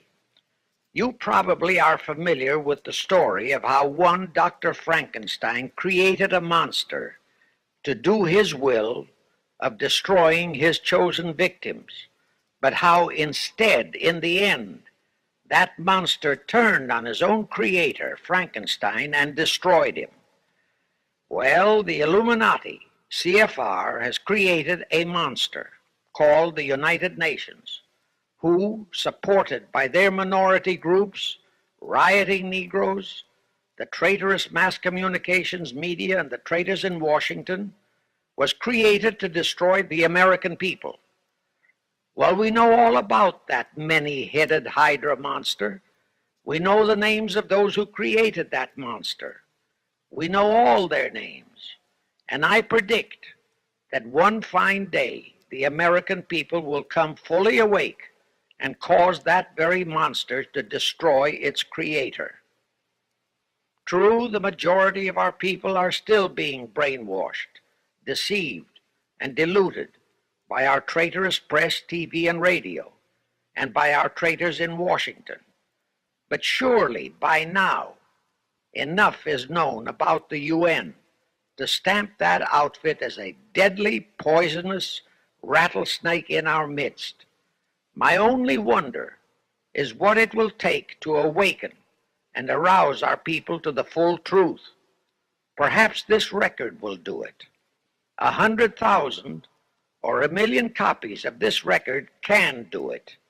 I pray to God it will, and I pray to Him to inspire you, all of you, to spread this story via this record to all loyal Americans in your community. You can do it by playing it to study groups assembled in your homes, at meetings of the American Legion, the VFW, the DAR, all other civic groups and women's clubs, especially the women's clubs who have their sons' lives at stake. With this record, I have provided you with the weapon that will destroy the monster. For the love of God, of our country, and of your children, use it. Get a copy of it into every American home.